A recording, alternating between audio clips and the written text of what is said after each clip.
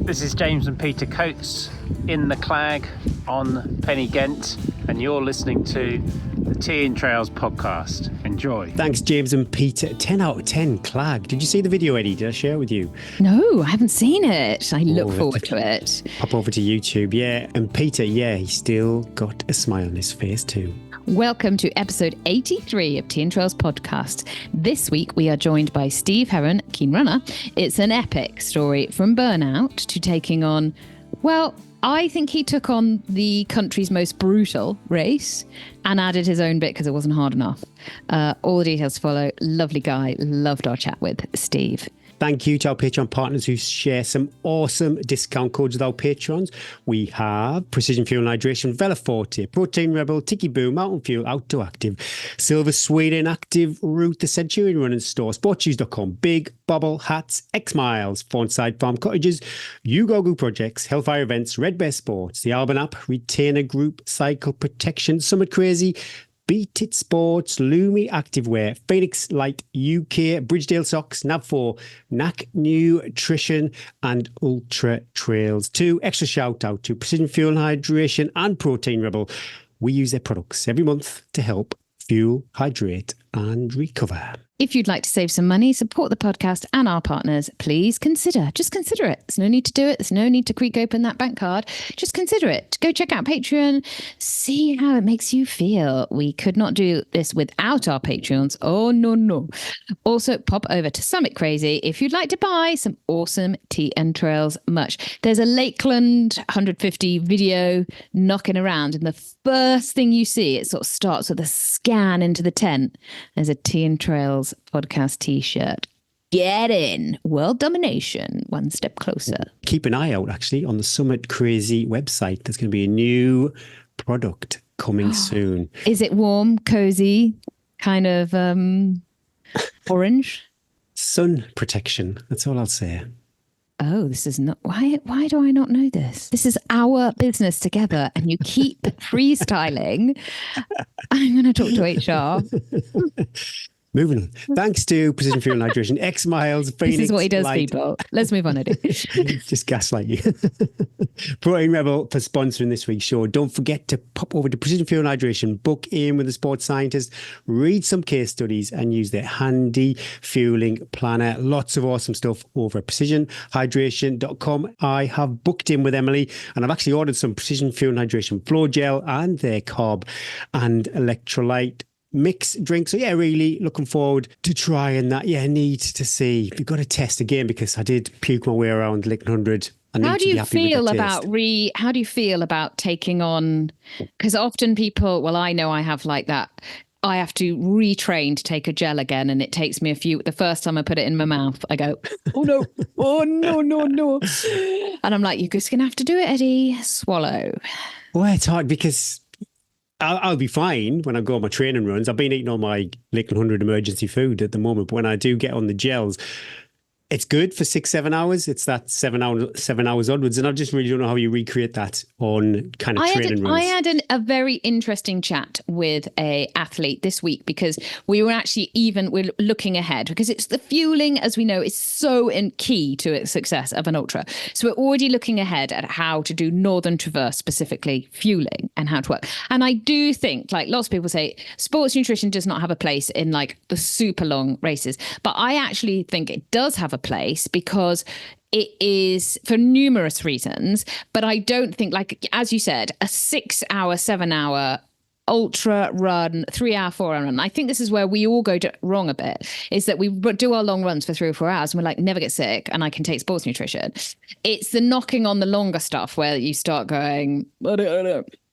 So I think you have to be very clever and sneaky with your gut and your taste fatigue, and do have gels within that, because there's certain points on these mega long races where you can't unwrap a lovely cheese and pickle sandwich because you might be like traversing up something, going across. It might be really windy. It might be really rainy. It might be the middle of the night. It's dark. It might be that you just like incapable of chewing, but you need to get some energy on board. So I think you can use like gels and the energy drink, but it needs to be like sporadically drip fed into a proper thought out, how am I going to get my carbs per hour? And a little bit of those carbs are going to come from a gel. And the 90-gram gels are so good like this because you've got so much fuel that you can have, like, you could take like 2 or 3 of those for 24 hours basically, and supplement it with loads of other lovely stuff. Like, oh, it's like a delicious picnic. Supplement it with other stuff, but you have the gels for either the moment when perhaps you might be running for a bit and go, right, there's a 10-mile stretch in Northern Traverse. There's quite a bit of road running in that sort of middle third, and that might be when I've just got to keep moving, and so I'm just going to sip on this gel. So that I realize I've digressed, but there is a place for sports nutrition. It's just getting the right balance. But it's an evolving situation because all best laid plans can change, and if the only thing you can take is a gel, like the thought of a cheese and pickle sandwich, as much as I love cheese and pickle sandwich, that wouldn't go down. But I could take gels.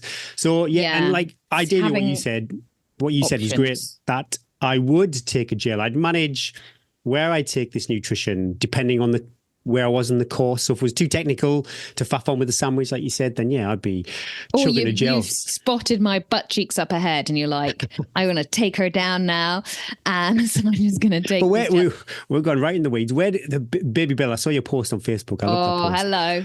The Baby That's Bell. For a future episode as well. We are going to dive deep into people's dirty nutrition habits. And With zero carbs. I'm here for it. I love it. So what's the theory though? Because zero carbs, obviously quite a few calories, and then it could cut through all the gel sugar that you've been eating. Is that the... Basically, I think when you get to the point where Gary's talking about my incredible apero mix of Baby Bell, olive, minstrels with a Coke chaser. I think when you get into like day 3, day 4, day 5 of these races, you eat whatever is you've got left and is in your pack, but also your body is craving fat because it thinks, oh my God, what is happening? Has the world ended? It's not looking for, it wants different tastes. It wants different textures. You get really sore lips because of the sugar and because of the dryness. So a different texture is incredible, like, and something to chew gives you something to do, something to think about. So that's there's no scientific, like, it goes past that point. I think once you go past 20, you're heading into like 30 hours of race, it goes past the point of like, I'm having so many grams of carbs an hour. I remember when Emily told me that, she was like, you're never going to be able to get 60 grams of carb per hour in these mega long races. It's the average over time. And I think as you get to the end, when I hit those apero numbers of those sort of things, you're fueling quite often because you're on your knees and you're just trying to stoke the fire constantly of like, I just need to keep moving. I just need to keep eating. So there's no thought of like, I'm getting 5 grams of protein.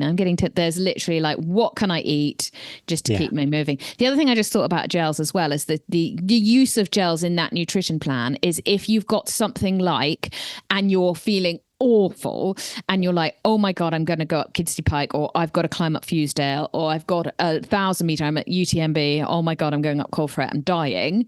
That is when a gel could be a game changer of like, I need sugar, I need caffeine, I need this to go in as soon as possible. So I think strategic use of it, perhaps as well, Gary, is something that we're adding to our armory of knowledge. We've digressed. Going back to our lovely patrons, you can get 15% off over at Precision Fuel Hydration. Also, if you'd like to try some of their products, like Gary's about to try the Flow Gel, you can get 15% off your first order with all caps lock T24. Also, if you'd like to try some of Protein Rebel, if you'd like to try some of Protein Rebel products, I've been adding the vanilla protein powder to my morning yogurt. It changes the consistency and it makes it kind of thick and also a little bit more tasty. I love it. And I feel good. If you start the day with 20 grams of protein, you are already winning. 15% off with your first order, T15. Links to all our sponsors can be found in the show notes and over at www.tntrails.com. Yes, and if you'd like to get in touch with Eddie or myself, the best way to do it is email hello@tntrails.com. Love all the messages over on Instagram, Facebook. Where else do they come in from? But guilty. Pigeons, puppies. yeah. Oh, if you want to send your puppies, that's fine. I can go with that. Yeah. But I miss them. Guilty. Sometimes if I get the message at the wrong time of day, maybe I'm doing something else that distracts me. Then Looking in the mirror, flexing your muscles. In the mirror, tensing my muscle. Has the muscles gone? Oh, sorry. Yes, sorry. You were doing serious admin. I'm something serious. Sorry. Carry on. Yeah, email in hello@tntrails if you really want to reply. That's the best thing to do. Oh, wow, Eddie, you've got loads of texts. What do you see here, Gary? What do you see here? Oh, yeah. I've only got a little one. It's big, and it's not just water. It's electrolyte. What does that mean, Gary? You're serious. I'm serious. Don't. Oh, God. How's your lips? My computer. Hello, breasts. Sorry if you're listening. This is hilarious. Amateur. I don't have a desk, and I'm sitting on a chair, and my laptop has fallen down into my crotch. Stuff of dreams. I know this is OnlyFans content, and now, sadly, I know, Gary, I've got two tops on. Otherwise, you'd have got a good old look at this. More than I bargained for today. Daniel's ears. Anyway, let's go back to last week. Yes, I am drinking electrolyte, Gary. This is huge news. I'm an athlete again. I had enough of being non-athlete, Eddie. It's not a good place. Nobody likes it when things are wobbling. The bingo wings are flapping. It's time to get serious again. It's time to get serious. So I'm back on it, but we're going to talk about last week. It was another... Just my body, Gary. My body is still slightly on a piece of string now, but I've moved on to that. I'm just ignoring it. It's just got to get on with it. Stage last week. Oh my God, my knee, my ankle. Like every day I'd go out, start running and go, what is going to hurt today? Dear Lord. And pulling two dogs on leads is not conducive to a healthy runner's body. So we've got a new rule now with the dogs. And I'm like, right, we have to walk for 5 minutes. I can't go out the door and you start pulling me at 100 miles an hour downhill. And one dog is very well behaved. I'm not going to name them because that's not fair. They've got a public profile. They can't defend themselves. They can't defend themselves. But one is beautifully behaved on the lead, and you'd hardly know she was there, apart from after 6 miles where she decides she doesn't want to run anymore and would like to come home for kibble. The other one is an absolute tyrant on the lead and pulls. If I put her on the waist belt, literally... if we run uphill, it's fine because it's like a joy. It's an 8-minute mile on a 20% gradient and I'm not even breathing. But then anything on the flat or the down. Oh, but then she'll suddenly decide she doesn't want to pull and will stop. And I'll have to get back. I hear you. You know all this. But if I just have her on the normal lead, which is much easier because I can just take it off and tie it around my waist, she literally, the first 10 minutes is like some sort of husky pulling a sledge. I'd like to think, was it Tom Evans when he came on the podcast? It was a core workout. Ever since he said that, I thought, yeah, I'll take that. No, it's like a shoulder workout, just my shoulder, and me going, stop. What are you doing? Then the minute she just needs 10 minutes of complete and absolute carnage around some sort of grass area. And when you meet anyone that's got a slightly mad dog that needs a little exercise, the first K, you just don't want to meet anyone because they're mad for it. They're like some sort of hen party that's just been released into the club that have been drinking all day. She is absolutely nuts. She can't control herself. She doesn't know what she's doing. She's pretty much incontinent. Then after that, it's a bit like you, Gary. And then she settles down. So anyway, I digress, but yeah, so that's not helping. So anyway, we said, I said, I just need 5 minutes, dogs, for you. I just need to walk a little bit downhill and then we start jogging. And that seems to have helped the poor body as well. Anyway, it wasn't a good week last week. I couldn't do any sessions. My knee was like, I've got an appointment at last today with a physio.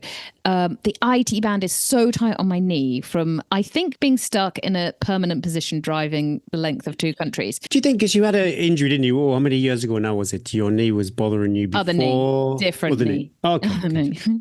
I do think it is probably related to so much vert up and down and everything else. But it's been compounded by suddenly doing a lot of driving and maybe a lot of sitting or sitting on different chairs. Like at the moment, I don't have a desk, so I'm on a But anyway, so yeah. Oh, and anyone that's had like IT band, it makes it feel like the pain is in the knee, but it's not the knee, but it pulls on the knee. So I'll be running along for like fine. And then suddenly, no reason why, it will suddenly go ding and pull the knee. Oh my God, it hurts so bad. I go, and then I have to like flex the knee a bit, rub the IT band. This is just terrible. Bryn was like, maybe you shouldn't be running. I was like, maybe you should shut up. Wash your mouth out, Bryn. Wash your mouth out. Anyway, that was last week. It is much. I've been rolling. So I only have so many time slots in the day when the children are at home. So I have to spend about 90 minutes doing like stretching and rolling and icing and rolling my feet and doing calf raises. My strength work, I'm like, just give yourself a bit of kindness. Just don't have time. So I've been like, okay, do 100 press-ups, do a quick set of core work. And in one hit, you do 100 in one go? Yes. Not all at once, to be fair. Okay. I can do 30, and then I take a break, and then I'm going to do about 25, and then about 22, and then it's slowly, it's like 30. That's my homework. Beat. Can you not do 30 press-ups? Because that is... Of course I can. Yeah. I reckon I can do 100. Do you reckon you could do 100 straight out the gun? Yeah. I will need video proof of this. How long would it take? A couple of minutes? Without stopping, you could do 100 press-ups. I'm pretty sure I could. Okay, let's make a video, put it on I Facebook. need some evidence. I need evidence because, as with all your proclaims, like your massive biceps that were the same. Anyway, so I've had to do so much mobility that I've been like, I can only fit in like 15, 20 minutes, but daily bit of, I tell you what, tricep dips off a sofa, Gary. Oh. You can give yourself like a really good workout when you only have 4 inches of space between the sofa, the table, and kids that are obsessed with watching the boxing in the Olympics. I took the kids to Sports Direct to get them some sports stuff, and we spent so long. They've never been to a sports shop, so this was incredible for them. I hate that job. Their granddad had walked in the day before and walked straight back up out again. He wanted some trainers, and he was like, "It's not the place for me, Eddie." I was overwhelmed. That was too much. I should have taken heed of that. But they all needed new trainers and various bits of sporting equipment that we didn't have, so we had to go in. It was all great. They wanted to try stuff on. Oh my God! Oh, sounds like almost a lost my nightmare. life in there. A fitting room. I've never stood up fitting with children before, and I never will do that again. And as I was trying to pay for this, what ended up being quite a large stuff that we bought, I could see the boys with boxing gloves on hitting each other over the other side of the shop, like absolutely belting each other. And Evie acting as like is it the referee or the umpire? And the referee, yeah. And the holding them.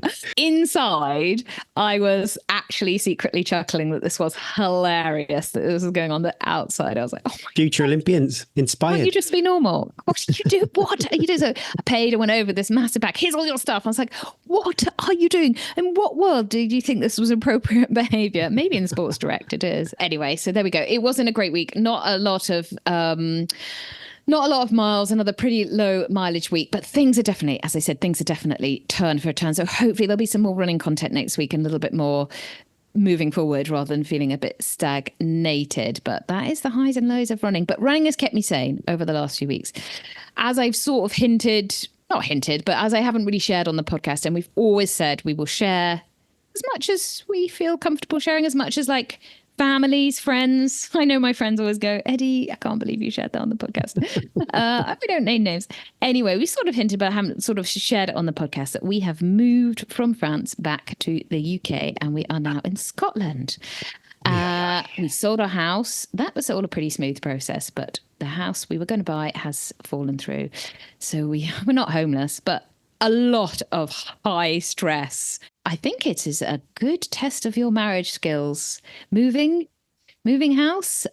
Fortunately, Bryn and I are the dream team. Is it the most stressful thing you can do?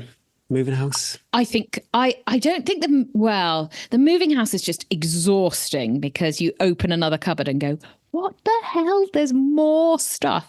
The lorry people were literally like squeezing the doors shut, and they were like, we literally can't take anymore. That's high stress. It's just tiring, and the emotional upheaval, especially because we were leaving somewhere where the kids' hearts were, our hearts were. Yeah. So that was up, but I think as long as we're all well fed, we're together, we're a unit, we're doing it together, and the end will be worth the goal, I think. We're not moving because we have to, gosh. And our whole raison d'etre, our whole like philosophy, family motto throughout all of this is that it won't be perfect. It won't be at the moment. It will be a lot of change, but the end goal by Christmas, hopefully, will be settled. Things will be a new life, but also a really exciting life. Right move for us, right time. But at the moment, so we're trying to find a house. Nobody wants to rent us a house because I was ringing up an estate agent to try and find this rental property, acquire about a rental property. And at the same time, the postman delivered the letters and the dog started barking. She was like, oh, so you've got dogs, have you? And I was like, dogs?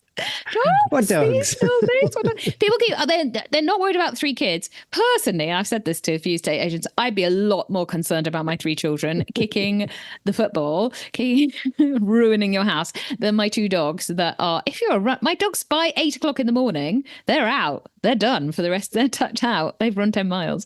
They're not doing anything. 3 kids, however, I would be wary of your bathroom facilities.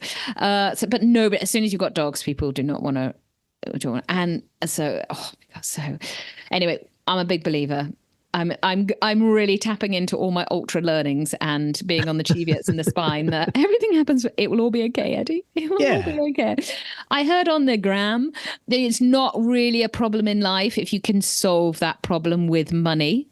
And now it's like, oh, that's a bit, but then I was like, actually, it's not really a problem. We're looking for a house. Oh, poor us. Like these aren't problems. They are we just have to be patient and just try and not to there are so much worse things going on. And I think it's really good for the kids to learn and see all this. But you are still allowed, I know there's lots of worse things going on, Eddie, but you are still allowed to be stressed. I think it's fine to be. I know I'm still allowed. Yeah, you're still allowed to be stressed, but I think it can overwhelm you as well. And so I've got to the point where I'm like, this can't overwhelm me. This can't be, you can get a bit dragged down and stuff, can't you? And you need to take a deep breath and go, look how lucky we are.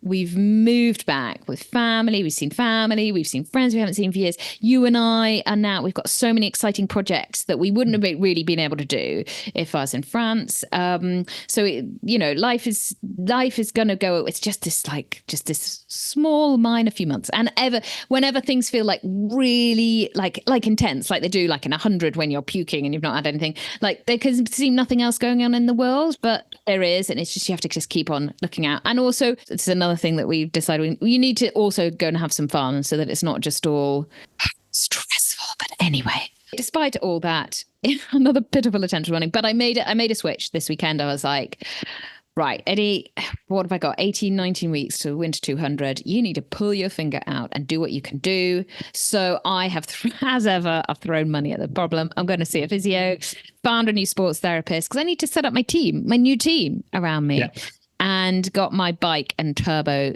half set up, get back on that and do what I can do. Do what you can do. Control what you can control, and I can do work on the bike, and I can still run. I just need to be careful, and I just need to look after myself.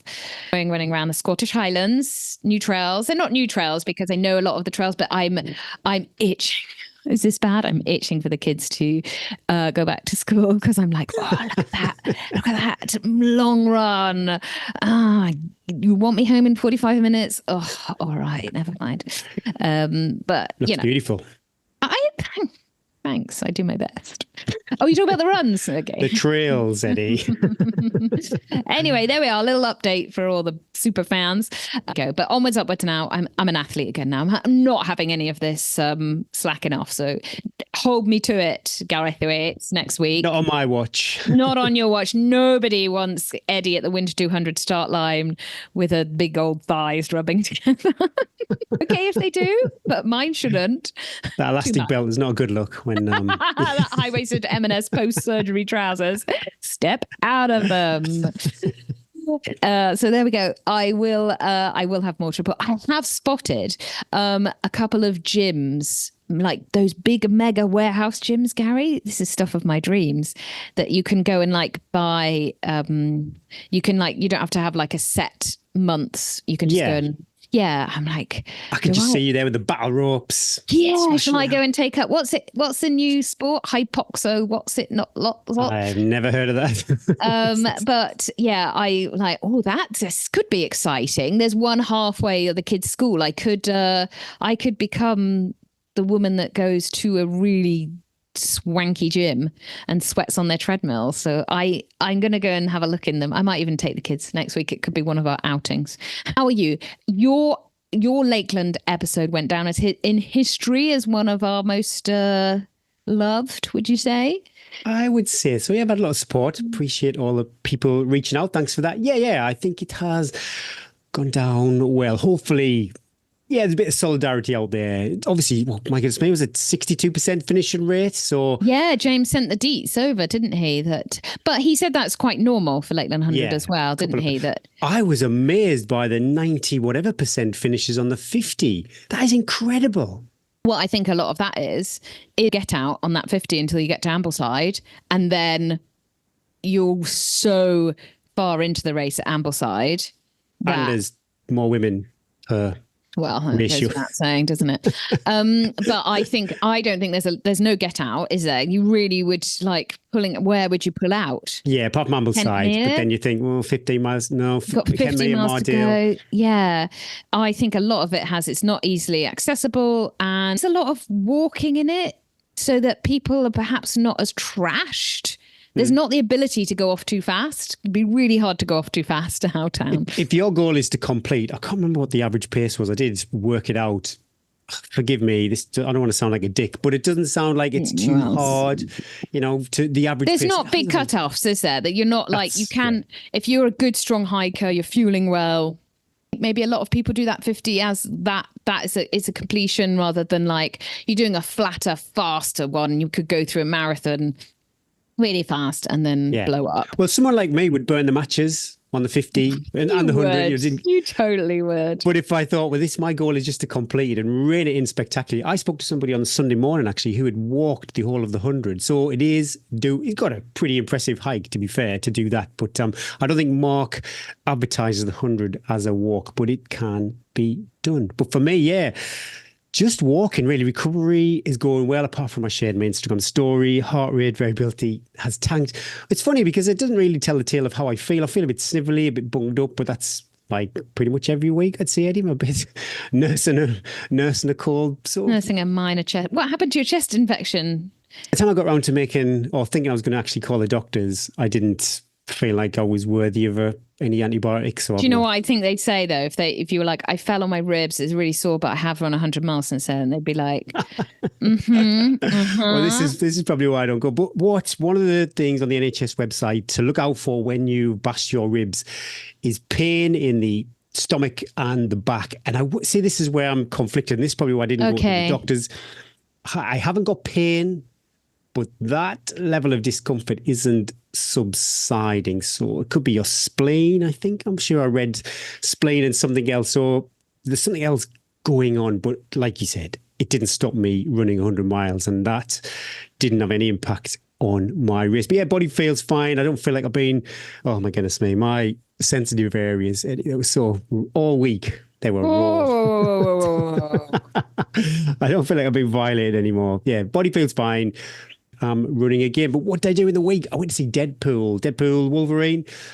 Oh, absolutely your face. I love it. No, I'm not judging. I just don't know. I don't know. I'm happy to be educated.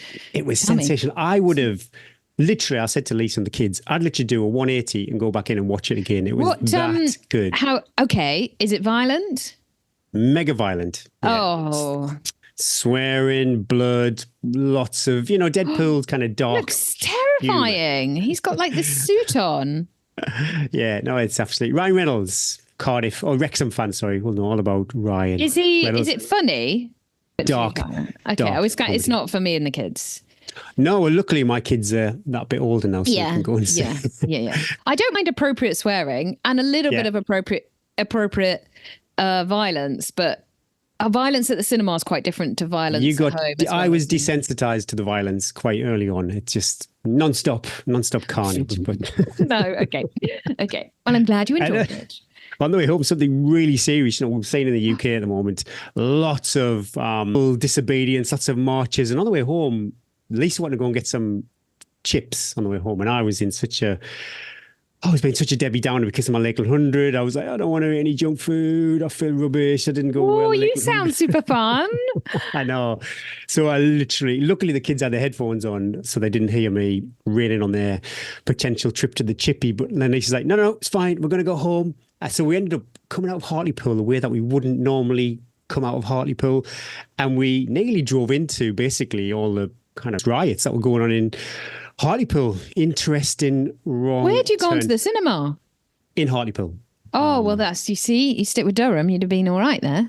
Countries like flashpoints, but yeah, we just drove past this street and we're like, the hell is going on down there? And I'm like, just go down there. Lisa's fine. And like, no, the police are like cordoned it off. You can't go down there. So yeah, very interesting U-turn. Thankfully, we were okay, but yeah, obviously the residents and people who live there, super scary. On the Thursday, we had a Thirsty Thursday catch up. That was good. We're all there rocking our Lakeland 100 shirts. Not all of us, actually. It was a bit embarrassing, I suppose, if we're all there. It was good. Yeah, talking through all the stories and stuff that had gone on. I always enjoy that. Really civilized. I went for a walk with a friend, Aaron. Enjoyed it, but we timed it wrong. I said to her, we're going to go for a walk and have a scone. Cocked up, basically. We set off too early and got to the cafe at like 9 or 9:30. Anyway, it wasn't even open, so rented out bicycle. Oh my God, I'd have cried. Oh, well, I was sat there until it was open. Yeah, but apart from the disappointment and the nearly getting involved in the riots, exactly what the doctor ordered. Just a lovely week, no pressure. You see my little script. I'm super curious. Robbo went beyond the Call of Duty for me, I think. It's fair to say everybody would agree. But what would you do, Edwina? What would you do for your running I think buddy? You should ask, what have I done for my running What have you done? Well, yeah, you can.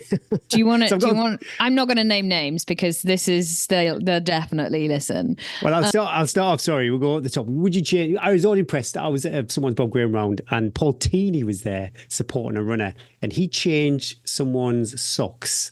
And I was just thought, oh my God, that would be the dream. Paul Teeny all over my feet. Would you would you change someone's socks?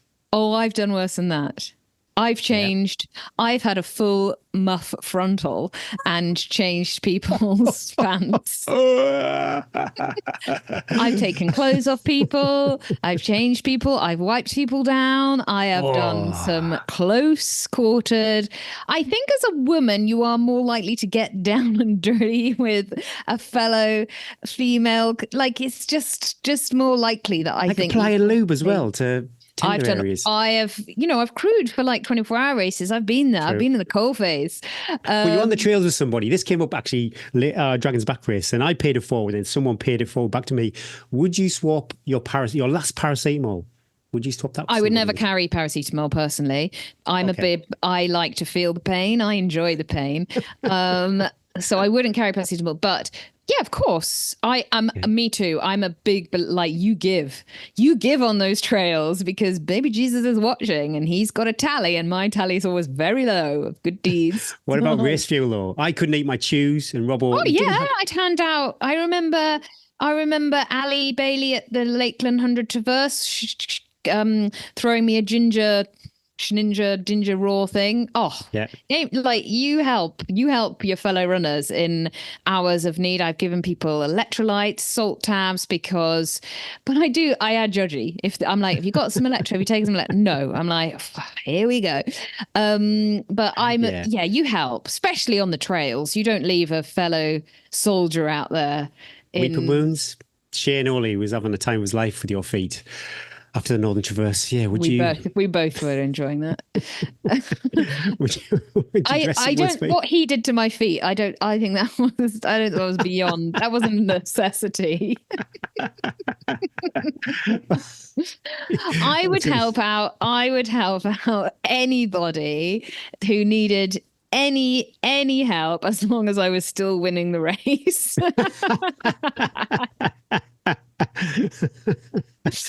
There we have it. And I'd like to think that if I went to run a run like you and Robbo with a mate together, that I would. I'm not sure I would want to spend 24 hours with you puking around. That I think I'd have left you, to be honest. Like, you're whining in general, pitiful. Like, I'm in it for the banter, Gaza. I'm in it for the good times. Once you lose that and you're puking, I'd be like, do you know what? You'd have been me off with Dockery. That would be gone. See you already. Coniston probably sprinted out with Robin and Lucy and left you. Lovely. I think we all should help you, and I'm sure. Oh God, it's going to flood in now. What have we done with our running buddies? But they're the stuff. They're the good times, aren't they? We laugh about it when you go, do you remember that time that you helped me unstick my nipple from my sports bra? These are the good times. I do. You're right, though. I do get judgy. Chris, he called me out once. I must have mentioned on the podcast because, I think I'd say, when was the last time you'd eaten something? And it was like, I don't know, about 2 hours ago. And it's like, oh, well, that's why you're feeling shit. Put your rain jacket on. There's a storm coming. Yeah. I haven't got it. This week's guest has a story about a rain jacket. Luckily, no one spoiled, actually. Can you imagine the armpit sweat on that story? What about this week's guest? Let's go for it. Let's do this. Week's interview is sponsored by X Miles, the one-stop nutrition shop. I don't know if they like it said like that, but I like it. So X Miles, if you're listening and you want me to record like a little jingle for your webpage, I'm here for it. Patrons can receive 10% off over at www.xmiles.co.uk. Hurren joins us today. Steve. I mean, we find all these people come up on our radar. Steve came up on our radar. Well, I'm not going to spot. It will come clear why he came up on his radar, but gosh, he tells his story so well. Such a lovely member of our community. I loved our chat. We had to go quite quickly because I had to go and get the kids. I like at the end of the chat because you feel like you've really got to know the person, having a little bit of a decompression time with them. But loved hearing his story. And I think you guys are going to get. I like it when we listen to a story and it just changes the way you think about stuff, changes the way that you look at stuff. That's what we're here for. Here's our chat with Steve.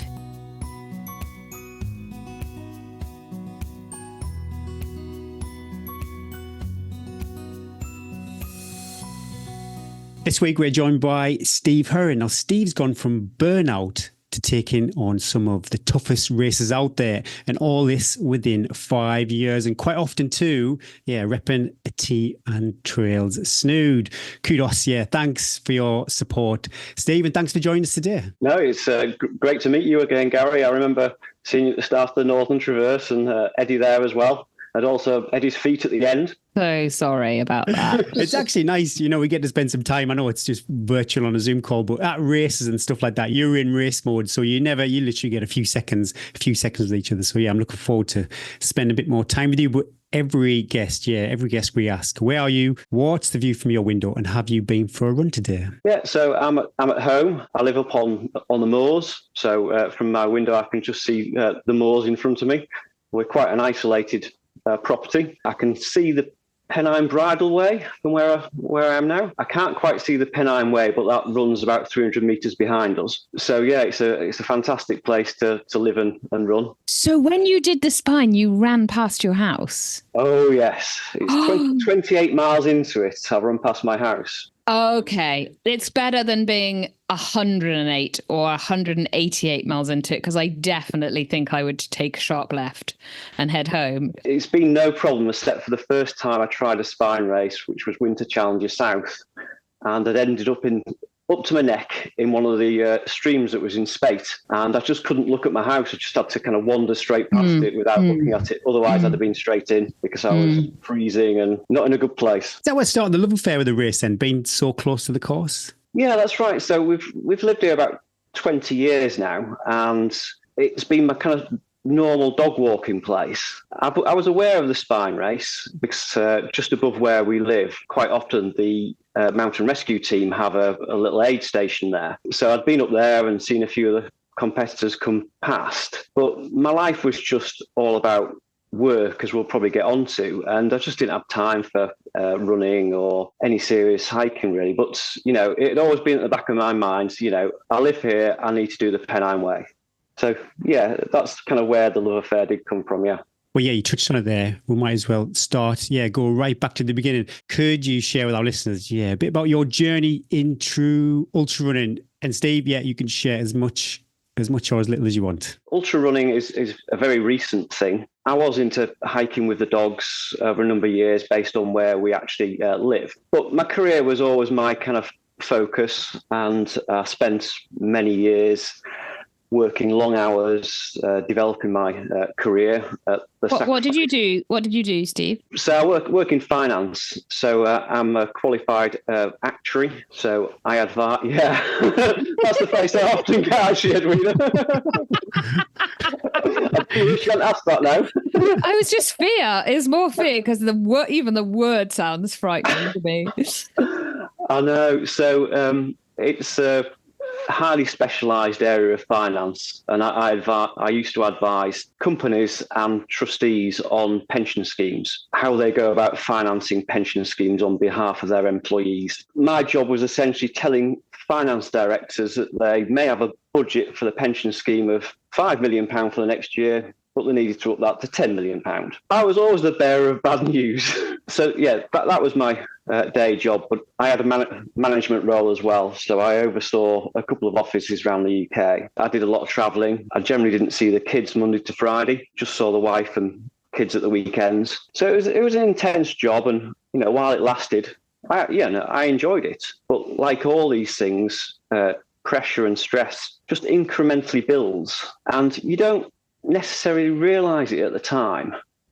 But it came to a point where just one day I couldn't get out of bed. That's when we knew something was severely wrong. Obviously, there's like work stress, but other than that physical day when you couldn't get out of bed, there was no warning sign to it. With hindsight and speaking to family and friends, they were slightly concerned about my dedication to my job. I think with modern day technology, particularly, it becomes 24/7. So you're responding to issues all through the day and into the night, because the business was taken over as well by an American company. So they're on a completely different time zone as well. So there was never an off button. And clients as well was, we work in this digital age. They kind of expect almost immediate answers as well. Was that part of the culture? I've had jobs in the past where, with my goodness me, if you were first in or last out, that was a bit of a badge of honour. Was that a similar work culture? Yes, it was, but I think it moved on a bit in terms of, it was more of a case of first email of the day, last email of the day type thing, rather than actually being there in person. Albeit with the role that I had management-wise, there was a lot of time spent in the office. It got to the stage where I had a flat in Manchester just so I could be close to the office. So, there was definite warning signs. I was starting to take this a bit to an extreme. That the stress and always, the cortisol levels always been high, and never taking time to relax through great things like running. There was never that release. So it just built up and built up to the stage where, as I say, I couldn't get out of bed for months. That created its own issues because, I must have been struggling mentally prior to my burnout. But you start thinking, well, why has this happened to me? Am I a failure? I'm letting down my family, etc. I'm letting down my colleagues because I'm not there to assist with all the issues going on at work, which I knew there was with a takeover happening in the background as well. So it was a real struggle. Was 2019. I essentially had the whole of 2019 and 2020 where I was mentally in a very, very dark place. Are you receiving any support, Steve? Did you reach out, or your family connect you with anyone, or are you battling this on your own? I did reach out with the help of my family. I obviously went and saw the doctor. And the doctor, once I managed to get an appointment, immediately signed me off work and said, look, you can't go back there at the moment. You need time to decompress and get a balance back into your life. The only thing that's going to help you is time and talking about it. So I was referred on to talk therapy in my local area. So I was on I think it was a 20-week program where every week I'd check in with a counsellor and we'd talk through the issues. It encompassed some forms of CBT as well, cognitive behavioural therapy. And that helps get a new a different perspective on life, made me realise that, well, without realising it, I'd pursued a certain vision of where I wanted to be, and that was the only focus of my life, really. Yeah. Whereas to the detriment of everything else. But what this made me realise is I have a fantastic wife and family and friends. That was actually more important, and I was kind of living to work rather than the other way around. It really helped me bring a new balance to my life. And it was through those counselling sessions, actually, that the counsellor suggested exercise, because with all the long hours I've been doing, I had, over the years, steadily put on weight. So I started just with walking the dog a lot more. So I'd spend days out on the Pennines, which was a great source of reflection, and great to spend the time with the dogs as well. Let's talk about the dogs. Let's just dive deep into Yeah. What sort of dogs are they? Well, we've got a Patterdale Terrier cross. Classic. He's a bit mad, but he's now quite old, so he doesn't go on long walks anymore. And then we've got a Shih Tzu cross with a miniature poodle. All right. Oh, I need a visual on that one. What's the temperament of the Shih Tzu cross poodle? You need a visual. Come here, Giz. Come here. There he is. Podcast Beautiful. listeners, if you're not watching this, you are missing a treat. The most delicious little grey. Is it grey, Steve? Sort of. Yeah, grey black. Yeah. There you go. The face, my goodness. Right, go back. Oh my goodness, I could eat that up. Steve, the big question is though, are they allowed in the furniture? Oh, of course they are, yeah, definitely. Hey. He just jumped straight up. He was like, come in. Like, I'm ready. Where do you want me for snuggles? I'm open. We've always had tons of dogs. We used to have 5 dogs at one point. Fair enough. I often wonder how many is too many, and I don't. Yeah, that was too many. 5 is too many. And we're renovating the property that we live in now, and we're confined just to one room, really, as a habitable room, and all the dogs joined us in the bed. Oh, this is dreamy, but also a little full. That wouldn't wash in our house. Oh, well. Oh, no. Well, it only washed for a temporary period while this kind of renovation was going on. Did you keep saying that to them? Look, guys, this is temporary. This isn't forever. Don't get too comfortable. Yeah, so they're now well and truly, they've got their own space at night. It's not. They don't even go upstairs, which is good. Yeah. I'm a big believer. I think nighttime you just need a little time away from the breath and the closeness of that. I interrupted you. Sorry, Steve. Let's jump back in. So you started going out on the Pennines with the dogs, which actually should be on the NHS as amazing therapy. How make yourself feel better therapy. What was it immediate? You went out for these long dog walks. Was that immediate? You had something that you'd never, it gave you something that you just weren't getting, obviously, in your life. It was. It took me back to a time where, I was making time for taking the dog for long walks. It brought back good memories of a happy place where I had a more balanced life. It wasn't immediate, because this had built up over an awful long time, this issue. But progressively over the weeks, it did start to really help in conjunction with the talk therapy. On reflection, if I'd have had better coping mechanisms, more healthy coping mechanisms like walking the dog, going for a run, carving out time to do that type of thing, it may never have happened. Who knows? You can always reflect on these things and think, what if? But, the past, it has happened. I ended up in that place, and it has been a long recovery from it. Do you still need or use the talk therapy, or is that a part of your past now? That's part of my past, but I think the one thing I would say, and, I'm maybe slightly coming from the perspective of a man, is men don't really talk about their issues and their emotions very much. And, I think from doing the talk therapy and becoming more comfortable with talking to a counsellor and then others, I find it a lot easier to, discuss mental health type issues now with people. It does really help having those close friends where you can share these issues with them and they reciprocate as well. Can you just tell me a little bit about the talk therapy? I realise we're diverging off running here, but I think it might be quite a barrier to a lot of people that they don't seek therapy or help because they don't understand the way that it works, and they feel like, well, I can't share this with my wife, with my husband, with my family.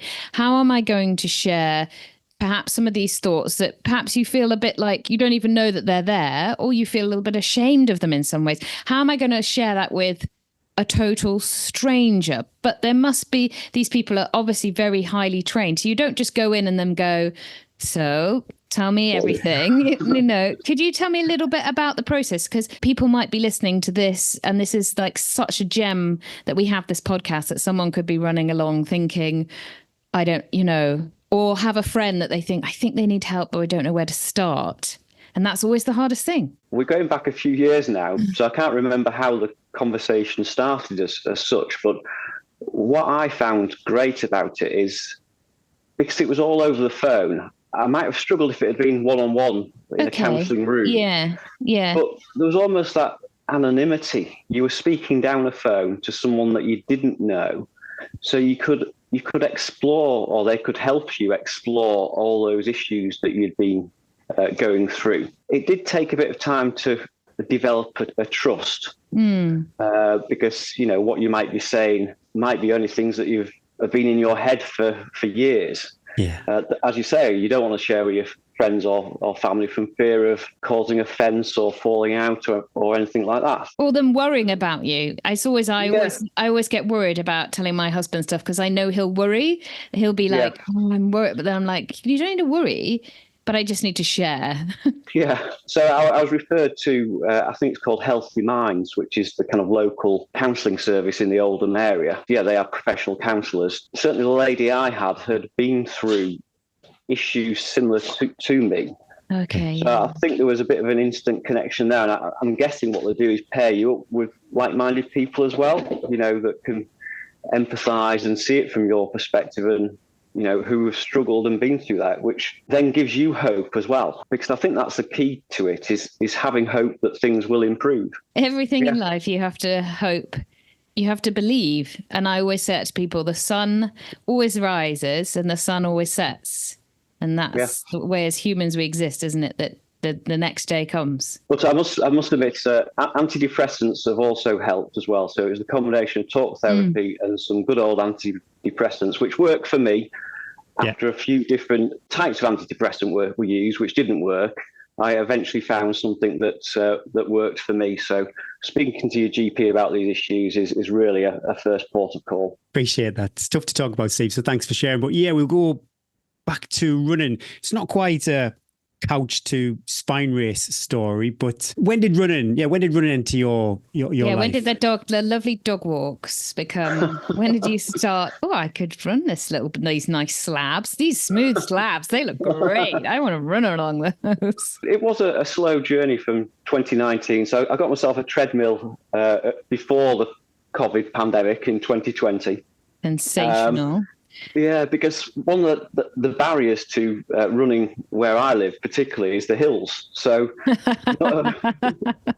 not only is it couched to 5K, it's couched to getting up that bleeding hill there. Yeah, I hear you. So I did my couch to 5K on a treadmill just to build up that kind of getting up to a 30-minute type run. Then it was probably the end of 2020 that I started running on the hills round us, continued into 2021 and enjoying the running, but not going far. It was 10K type runs. Then I thought I'd take the plunge and do a road half marathon. That was early 2022. Hated that.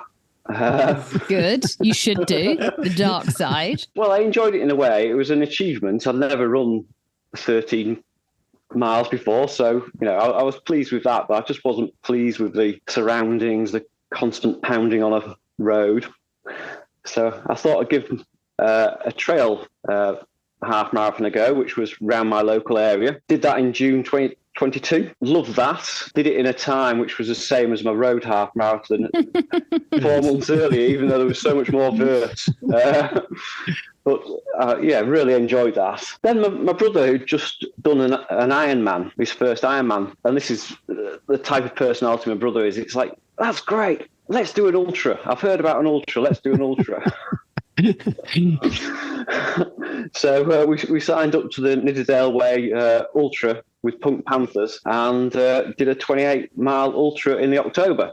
Wow. Of 2022. Absolutely loved it. I just knew straight away I'd found my type of people. Rick, Bev, and Mark do a fantastic job of putting a great team together. The aid stations were great. Lovely surroundings of the Yorkshire Dales. Absolutely loved this. Not least because I beat my brother by an hour. Oh, really? The Iron Man. Yeah, I know, exactly. And he's 4 years younger than me as well. So. Oh, heavy flex. So that was 2023. Have I got my dates wrong, or was it 2022? October 22, that was. Okay, so my goodness me, then your eyes have gone on the spine race pretty rapid after that race, because we're only 2024 now. I came off the back of that thinking I must do another ultra. But there's not that many winter ultras, is there, in the diary? I think they're increasing, but there's not that many. So I thought, well, let's go up to like the 50-mile type mark. I looked around and there was the winter spine sprint. So I thought, right, okay, that's the one I want to do. And then realised there was 75 people on the wait list trying to get onto that race. I see, yeah. Yeah, so it's like, oh, right, okay, I can't do that.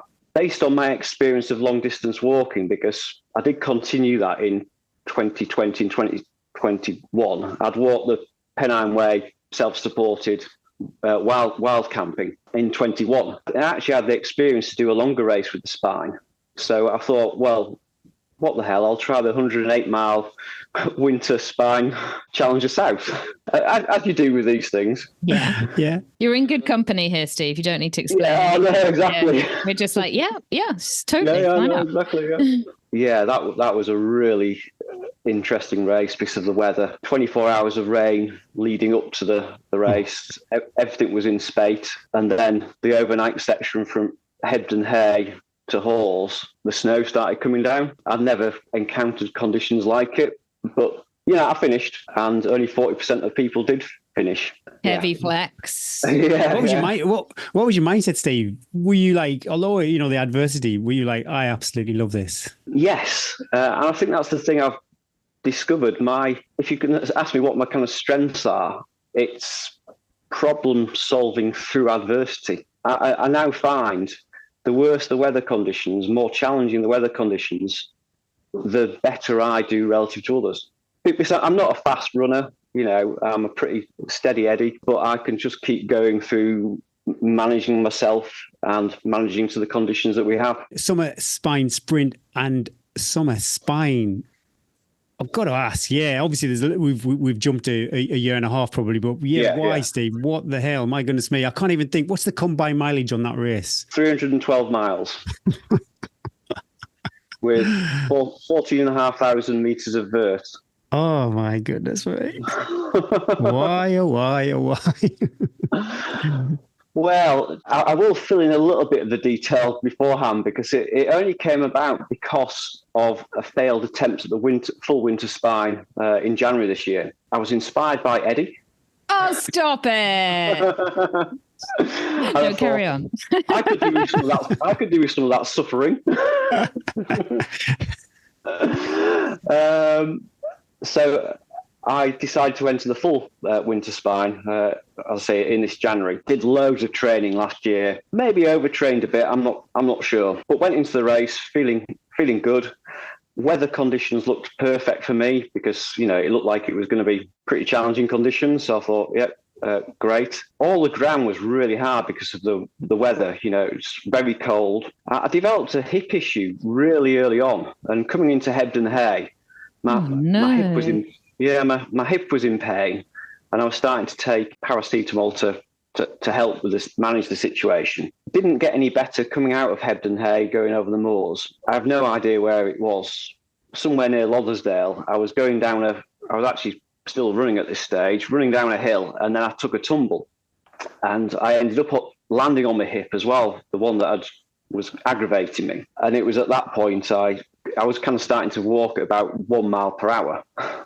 And it's like, it's really cold. I can't generate enough body heat. I've got other races this year that I don't want to jeopardise by continuing.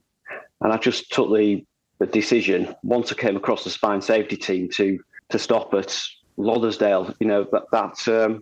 Gary Chapman Tri Club Yeah. in Formula Aid station. So I retired there. So I was, I'd say, distraught, because we put all our energy into doing these things. And, I'd only got 70 miles, whereas a year before, without all the training, I'd done the 108-mile Challenger South. It's like, what is going on here? But these things happen. You just got to pick yourself up and move on. And I was listening to your Lakeland 100, Gary, actually this morning on my long run. And something I think Eddie said is don't make a big decision in the week afterwards. What did you do, Steve? Come on, let's come clean here. And so I got home and immediately entered the summer spine, the full summer spine, thinking I'm going to put this to rest. I'm going to get this done. It wasn't until a couple of days later my wife came through to the kitchen and said, "What's this money going out for the spine race for?" Oh, a classic. Don't you worry about that, my love. Don't you worry. And it was like, well, I've entered the summer spine. She just turned around and looked at me. I got this look and I thought, oh dear, what the hell have I done? Is it the money I've spent? Or is there something else wrong? What I hadn't realised is I'd already entered the sprint. So she just went, "You idiot! You've already entered the sprint." So at that point, it was a case of, all right, okay. So I left it a couple of weeks before making a decision because I did think I could get in touch with them and see if I could just transfer my entry fee to the full summer spine. But I'd heard that another competitor had tried the winter double, a guy called Bobby Cullen. So I knew the logistics were in place to allow such a thing to happen. I decided in the end, well, what the hell? I've entered both races. Let's give it a go. Even I am speechless about that because also, no offense, because also you live not far away, but I find the first bit of the spine like almost the hardest bit, like getting going up Jacob's ladder, off you go. It's a bit endless. And then you went, I know I'm going to do that bit, get that bit under my belt, and then I'm going to turn around and I'm going to do it all again. Oh my God. Yeah, I must admit, I don't like that section at all. No. And in between, listeners, you can't get away from this, that you did Northern Traverse as a warm-up? Well, it was a race I'd entered, so I went in with I think you should have your credit card taken away from you and given to somebody else, and you need a pin to activate. What is it? Yeah. What have you just finished a race? Yes, you cannot enter a race. Sorry. Did anybody from the spine team contact you and go, "Are you sure this is correct, Steve? You've entered 2 races here." No, they didn't actually. It was only when I got the registration email for both events that I got in touch with them and said, obviously I can't do kit check for the full spine because I'm actually doing the sprint. Is it possible to kit check me twice when I register for the sprint? It's the same. It's the same stuff, isn't it, for all of the races? Yeah, that's right. Yeah, you got it. Dean Reed got in touch with me and said, "Oh, that's great. Nice to see you trying the double. We've got Bobby Cullen doing it as well. So." Oh my goodness! A bit of competition, and he copied Lindley in, the kick guru, and they all agreed that it was fine to register at the same time. So that was the only comms that I'd had. What do people say on the start line? When you obviously quite often you have conversations with the people as you're milling around ready to go, and you're like, "Oh yeah, I'm going to do the sprint, and then I'm going to do the full spine afterwards." Are people like, "What?" It's fair to say I had low expectations of being able to complete the full spine, to be honest with you. I was keeping it to myself. There was only a handful of people that had either spotted I was on both entry lists or some other insane people I'd shared the news with to see what their reaction was, most of which was like, "You must be mad." Well, I am. Most people call me mad, but I find what you did, I do think was mad. So how do you go about approaching that first? Were you like mentally, I'm just going to think about the sprint. I'm just going to get this done. I'm not going to think about what I have to do afterwards. Or were you like, did you treat them as separate entities, or were you like, I've got to treat this as basically a 320-mile race? I think if you thought of it like that, you'd probably never finish it because it's just too Yeah. big mentally to think about. So I broke it down into 2 complete separate races. Okay. Last year I'd done the summer sprint and did it in I think 10 hours 40, and I wanted to beat that time. Okay, so you go in. I like that. Not nice and easy. Let's just cruisy doozy this. You are like, okay, I'm actually going to do a PB. Yeah, I wanted to beat it, and I'd set my Garmin up on one of them Pace Pro strategies. Does that work, Steve? I am all over this. He's all over this. He's like, please, can we have time to discuss Pace Pro? I'm all over it.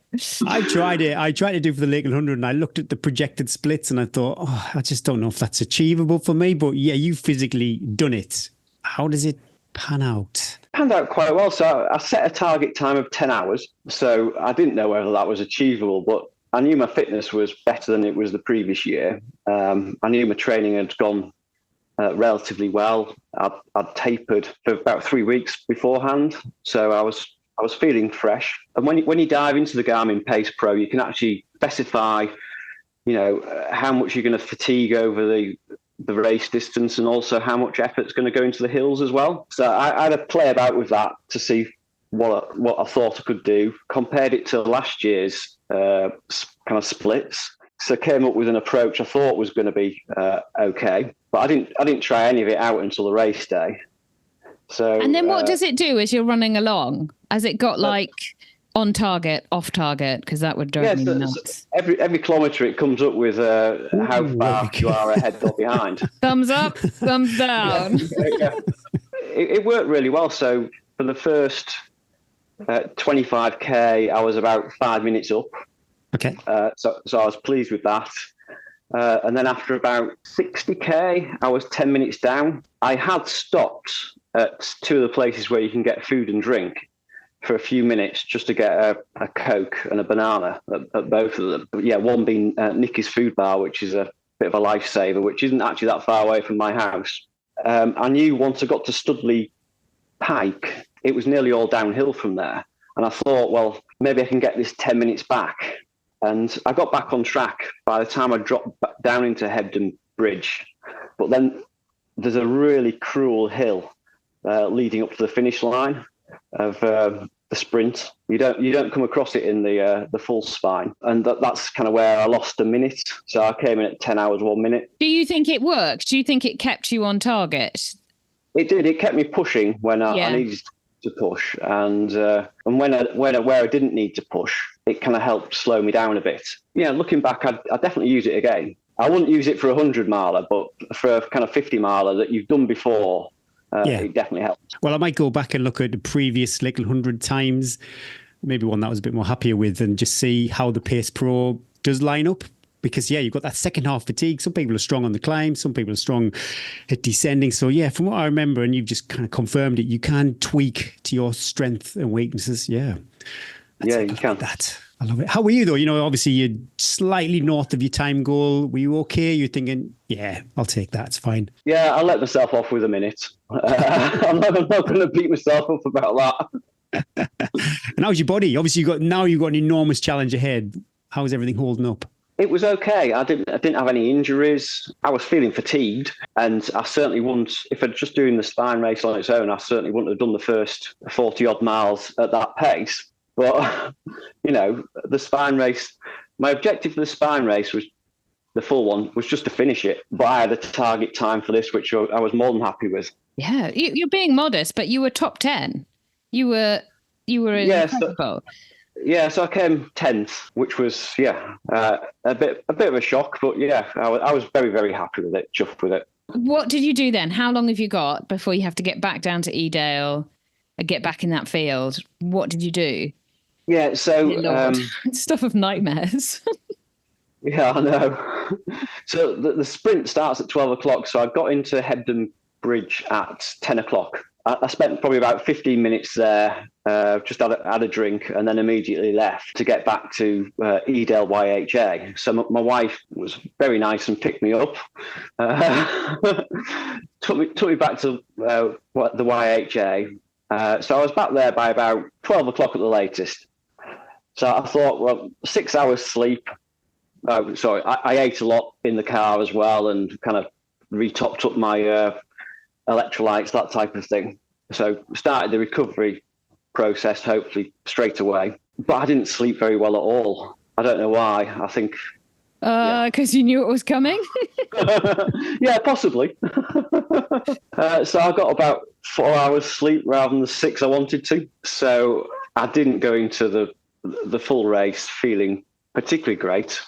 I had some DOMs in my quads, which had started pretty quickly. But I thought, my plan for the full spine was just to walk for a day or two until the recovery. I love this. Until the recovery had happened. Active recovery, that's what it's called, isn't it? Yes, I love this. I mean, it's not often I write into Training Peaks 24 hours active recovery walking and then break into a slow jog. You get to the start line. Do people, there's a little bit of hype going on in the media team now around you. Do people know what you've done, or are you managing to keep it under wraps still? No, I'm managing to keep it under wraps, mainly down to my own stupidity, though. I had a disaster of a start. So I was the last one out of the YHA, having had a very nice breakfast. One of the spine safety team who was there got a flat tyre, but he couldn't do the nuts upon his car tight enough. So he asked me to give him a hand. So I took off my rain jacket, tightened the nuts on his wheels to get them sorted, and then jumped in the car and went off. Oh my goodness! Okay. I got to tracker fitting. This was about 20 to 8 with the race starting at 8 o'clock because I wanted to make a last minute entrance in any case. So there wasn't any of that media type thing. Got my tracker fitted. Looked outside. It started raining. Oh, that's fine. Yeah, I'll just put my waterproof jacket on. Didn't have a waterproof jacket, did I? It was at the YHA next to the car that I'd been.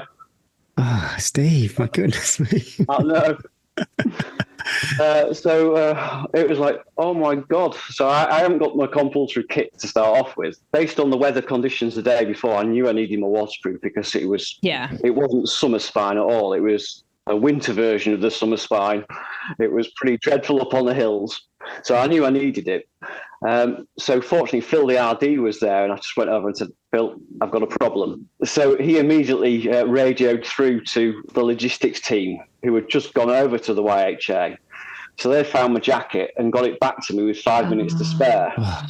Angels. So that was a bit of a lifesaver. So I trudged to the start line, bumped into one of the guys I knew that was racing, and wished him luck. And I said, I'm going to the back. I'm walking this out. I've had a poor start already.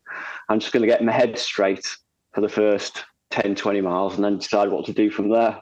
And get your head straight you did. Oh, my goodness. So you're starting, it's a hard start. You're going, it's quite a lot of climbing, but probably that was good because you could just sort of ease your legs into, you almost immediately start going uphill. So you can sort of ease your legs into it. The most thing I'm interested in is like, what's your mental state like now? Are you almost like, because you've been, I presume like the day before and everything, you're like, I've got it. At least once you've started the spine, you started and all you have to do is just keep moving to get to the finish. Is there a sense of that sort of slight relief? No. I must say, mentally, the first 40 miles of the full spine was probably one of the hardest parts of doing the spine because you're just retracing every single step. Well, no offence. I could have told you that when you double entried. I could have said. I know exactly. And for those that have done, any of the southern races, the sprint, the Challenger South, or the full spine, the conditions up there on the tops were pretty grim.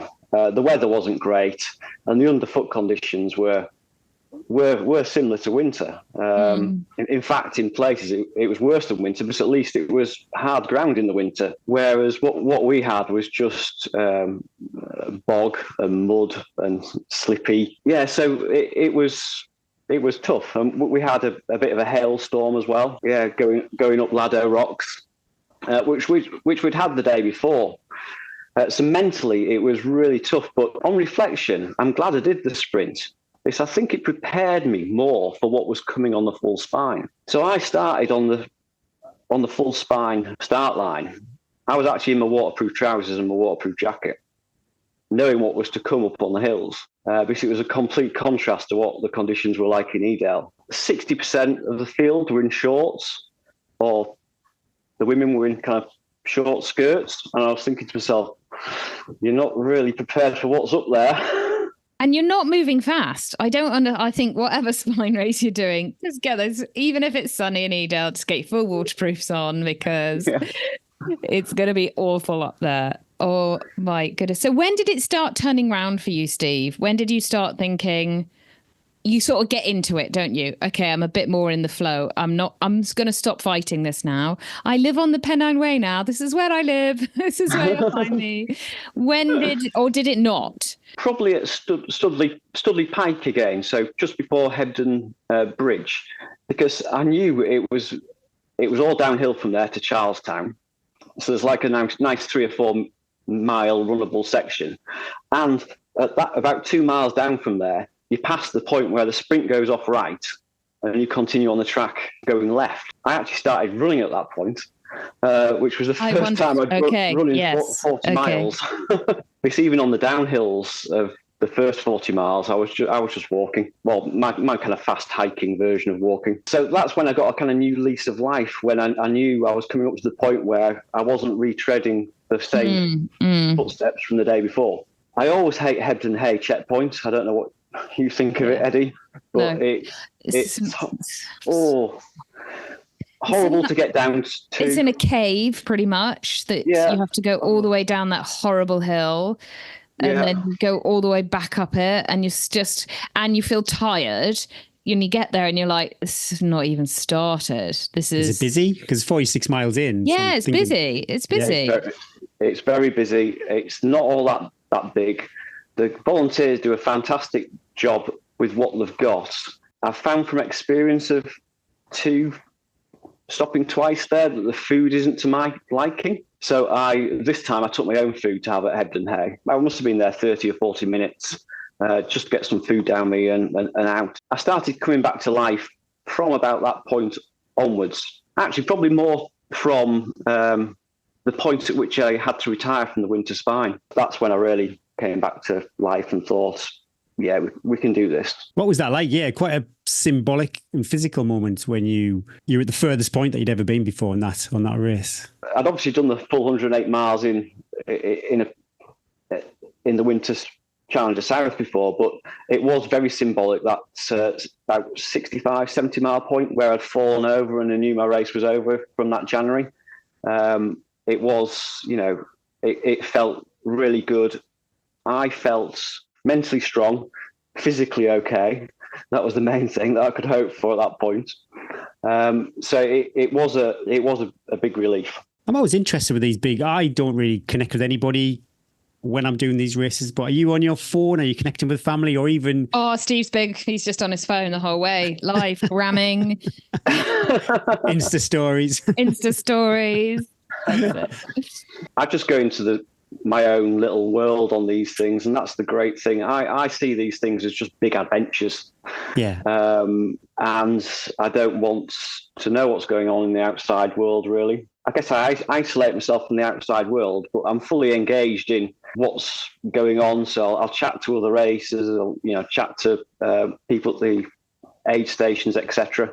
But no, it's really, I like to immerse myself in that little bubble. I like to buckle in. Buckle down. Buckle down. Buckle down. And because you have to, because you can't let the noise in. I think the minute you let the noise in from outer space, from others in this, you let the rest of the world in, it chinks through your armor a little bit, doesn't it? You have got to just be like so in the process, because otherwise, the minute your brain catches on that there's a bed not that far away, yeah, it's comfort.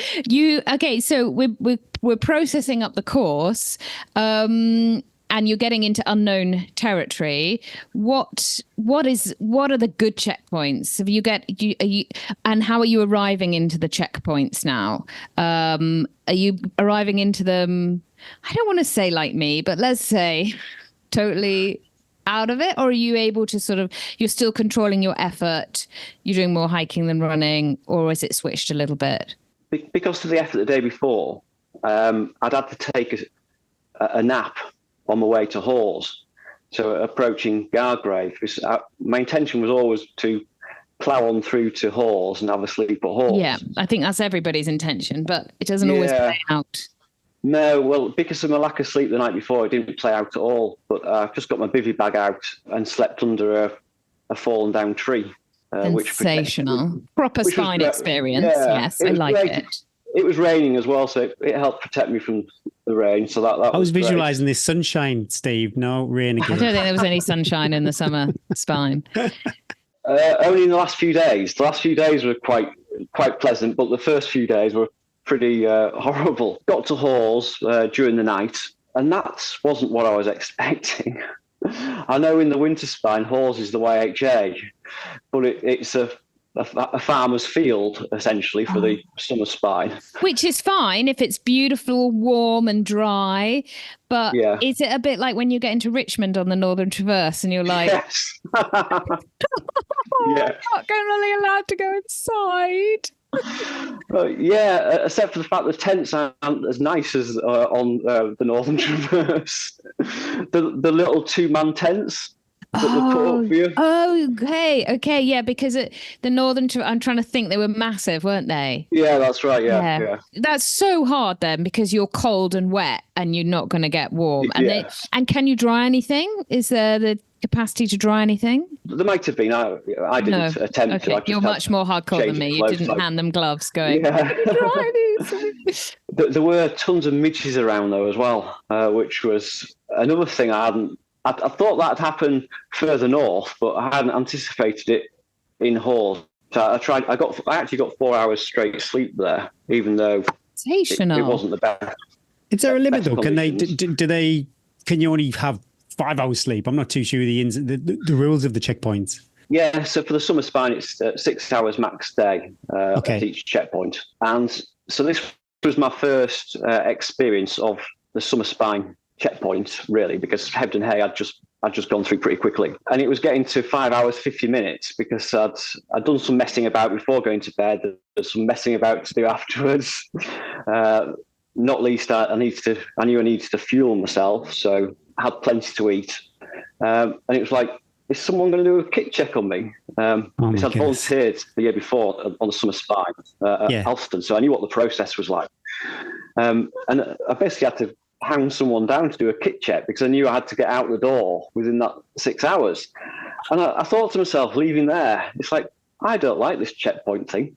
Yeah. So from that point onwards, I decided I was not sleeping in a checkpoint anymore because it was too stressful. Because if it's only a tent you're crawling into, you probably can be quieter and warmer, and you don't have to worry about kit or anything. Just get in your bivvy bag. My better naps on the spine were all tucked up, nestling into David and Leon in a bivvy bag. You weren't spooning, were you? Of course. That's the Out of Hours podcast. You're not listening to that one. What goes on in Dufton toilets stays in Dufton toilets. Dufton toilets were amazing.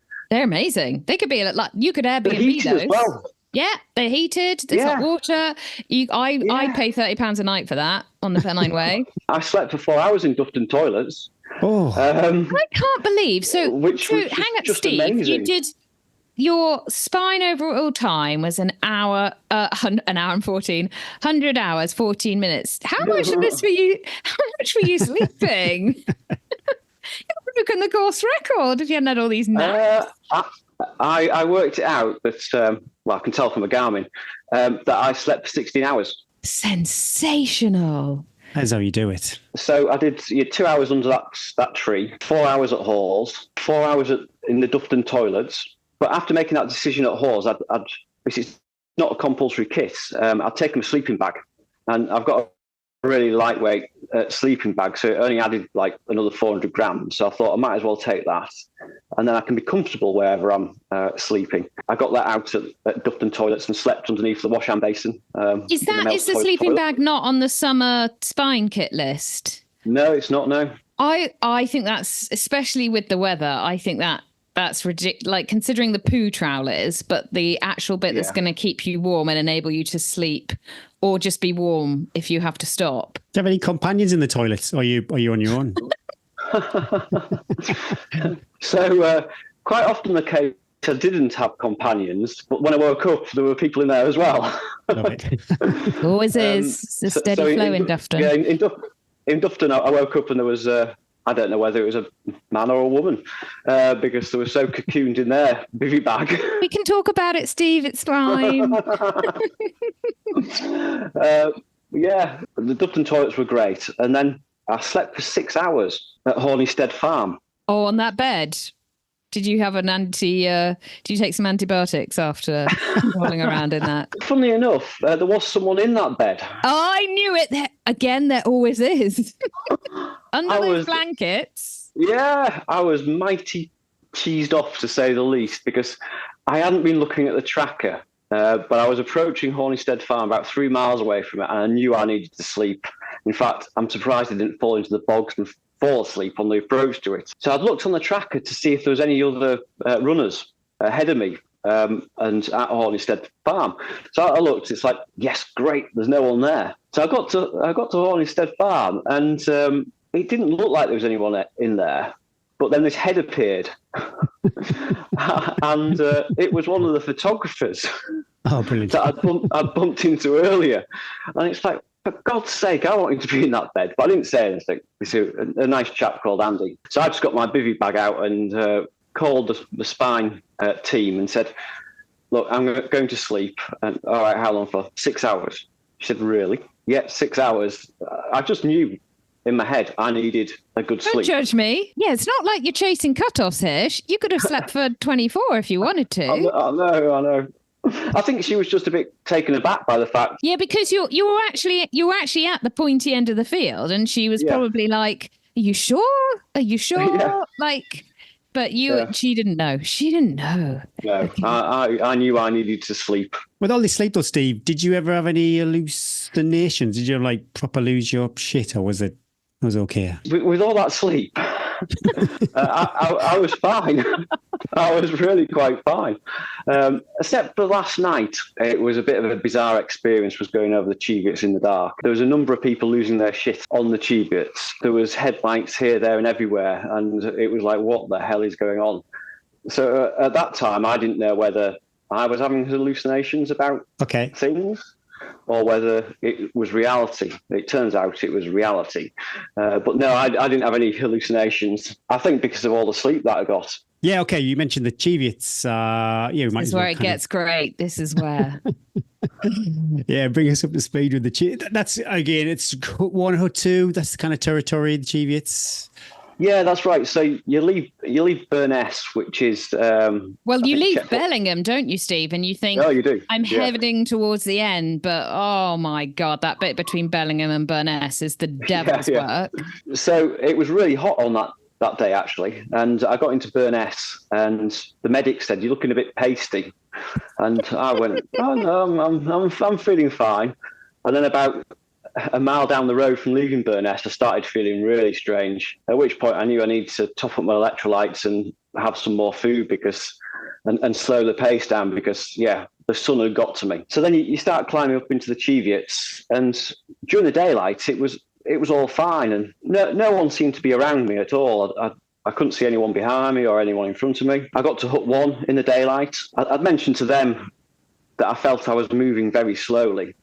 But they reassured me that I was actually doing quite a bit better really well. than other people, because I didn't know where I was in the field because I wasn't really interested. I just wanted to finish the spine race. After getting some juice for my watch because that was almost dying, I cracked on. Then it started getting dark, and it must have been about 11 o'clock at night, I'm imagining. I saw this orange glow in the distance. So I thought, what on earth is that? And as I started approaching it, I started realising it was what I thought was a tent. And then it got closer and closer. What's going through my head is that tent is directly on the Pennine Way itself, on the slabs of the Pennine Way. So I'm thinking, what the hell's going on? What idiot has put up a tent in the middle of the Pennine Way? Once I actually got there, it was actually one of those pop-up storm shelters that the mountain rescue type teams use. Yeah. So the spine safety team had come out because there was a chap who'd got injured and needed walking off the hills. So, I stopped, made sure everything was okay. The spine safety team just said, yeah, we're just giving him tea and I'll have a drink. cup of that, please. Yeah. Yeah. Yeah, my hip hurts a bit too. I think a cup of tea would really help. So make your way to Hut 2, and there may not be anyone there, but just help yourself to whatever's there. All right, yeah, fine. So I left them to it. And that's when I started seeing all these other head torches, which I didn't know whether they were competitors I was kind of catching up with or what was going on. But some of them were on different hills to the ones I thought we were due to go onto. But I just put that to the back of my mind. I'll just follow my GPX and follow the Pennine Way and everything will be fine. So then I come across another competitor. It's actually someone that I've caught up with. He's struggling with blister issues. So we have a little bit of a chat, and then I kind of plough on, and then come across another spine safety team member. Oh, go up there, isn't it? I know. Like Piccadilly Circus. He's escorting off one of the Challenger North competitors, walking very, very slowly. He looked completely spaced out. Again, I said, yeah, can I help at all type thing? It's like, no, you continue. I catch up with another bloke as well at this point who's on the spine race with me. And speaking to them later on when we got to the finish, there was 3 chaps, and they'd been following me on the track and seen I'd been trying to I was catching up with them. So they'd been together for absolute ages. In fact, they'd overtaken me while I was doing my 6-hour sleep at Hornistead Farm. I think everyone did, Steve. Yeah, possibly. But they'd noticed I was catching up, so they were all going at different paces at this point, so they'd kind of split up. In fact, I passed one of them at Bellingham because his feet were in such tatters, the medics had to tape him up, and there was no visible sign of any feet under there because blue KT tape covered all his feet, to the extent that the medics, I don't think the medics knew I'd heard this, called him Smurf feet. He's on the WhatsApp group, Smurf. Yeah. Smurf feet is heading to Hut 1. Hut 1. He must have been in agony. He must have been in so much agony. I walked into Belgium with him, and he went straight into the chemist to get some high quality drugs. Brilliant. Lad. Yeah, so I'd caught up with this chap called Stuart, who was the lead of these 3 that had kind of split up. Neither of us had been on the Cheviot's in the dark before. I don't think he'd ever been on the Cheviot's. And we didn't know where we were going, and the trods were going off in various directions. Oh, I am here for you now. It is just... It was a nightmare. Yeah, it's just a nightmare. Yeah. We're going the direction we think we should be going, and then having to not retrace our steps, moving across onto a different trod, and then following that. And it was a bit of a nightmare. But it became clear that Stuart was very competitive. So despite the fact I'd caught up with him, he was determined I wasn't going to beat him. Oh, familiar story. You've been moving faster than him for the last 24 hours, and now... Yeah. So once we'd got back onto the slabs of the Pennine Way, he took a tumble behind me, trying to keep up with me, and tore his waterproof bottoms and banged his knee and what have you. But still, he was determined to. Just chill out, man. I thought, God, there's only like 6 or 7 miles of this Pennine Way journey left for me. I'm in a race of 1 because I'd heard that Bobby Cullen had to retire. I'm in a race of 1. I just want to finish this thing. I want to enjoy the last 6 or 7 miles. I hear you. So I made up an excuse about needing to eat some food, so I just stopped for a couple of minutes, messed around, and let him go, which he did. About half an hour later, I saw these headlights, and it looks like 2 people are running there, and he'd actually caught up with a guy in 4th place. And Stuart was trying to run to beat him into 4th, and the headlights. It's like, bloody hell, what on earth is going on here? We've done 260 miles, and there's a race on at the end. And Stuart did beat, I think, a guy called Steve by 10, 15 minutes. But unbeknown to Stuart, I think, at the time, Steve had been given a time credit because he'd helped this Challenger North person who'd been picked up by the spine safety team get to safety. So we got a 25-minute Good Samaritan credit. You'd have been chuckling, Stuart, we'll get you at the end. Yeah. So despite coming in fourth, I think Stuart came fifth because of this Good Samaritan credit. But all the while, there were all these headlights still out all over the place. It turns out that 3 mountain rescue teams had been called in from the 3 regions that support the Cheviots, and they were coming in from different directions. So it was blowing your mind because you're like, blowing my mind completely. Yeah, I can imagine that you're like, because you don't know where you're going. You've got no point of reference because it's totally pitch black up there. Yeah. And so you're thinking, if you see a light, that's where I'm going. Exactly, yeah. And then to top it all off, my watch died on the shill. So I had to do the last... That's okay. It's a left turn down the hill. Yeah, exactly. Right. I had to do the last 9 kilometres without any guidance, but I kind of broadly knew where I was going. So it's kind of like you can't, unless you go up the shill, that would be sad. No, you can't go wrong from the shill. Or you can carry straight on and miss the turning down, I guess. But that I think mine died at Hut 2 too, and I just then I don't care. I was going down. Exactly. How did you feel then? How does that feel? Because there's 2 big things here. You've not only done the double, but you've completed something that you had previously, like you hadn't. I just think it's so brave that a race that had beaten you in a previous incarnation, you stepped up to it, but you stepped up to it adding on a huge other plate of jeopardy as well. So how does that feel? Then you go on and finish 6th, it's in 114 hours. It's such an incredible achievement. How does that feel when you touch that wall? It was quite surreal, actually, coming into Kurt Yettam in the dark. I didn't know if I could do it. I'd certainly put those demons to rest in terms of my failed winter attempt. I think it was just pure relief finishing, and you can probably see it in my face with the picture at the end with me propped up against the wall of the Border Hotel. It was just it was an amazing feeling, but one I didn't dwell on for very long because I just needed to sit down. It's an amazing going into that hotel. I think it's probably up there with having given birth to my children. A sense of total, I've done it, relief, just the massive relief. Had you visualised the finish, Steve? Had you visualised what the whole thing was going to be like and then going into the hotel? No, not really, because I really didn't think I was going to finish. It didn't really register on my radar, really. It was kind of more of a case, well, I'll give it a go, see what happens. So I'd seen others, obviously, through previous spine races finishing and thought it would be an amazing experience. But, yeah, I'd never visualised me doing it or finishing. Let's just touch base as well, because you came onto our radar because you posted something, or somebody posted something, that you listened to how many continuous hours of the podcast? Oh, yeah. So I listened to 6 back-to-back episodes. Oh, have a medal, Steve. Oh, no, that really helped, that did. So it was... Was it, had you saved these, or were they your favourite ones? No, it was essentially the last 6 episodes I'd intentionally not listened to, because I knew at some point on the Pennine Way I would need a lift.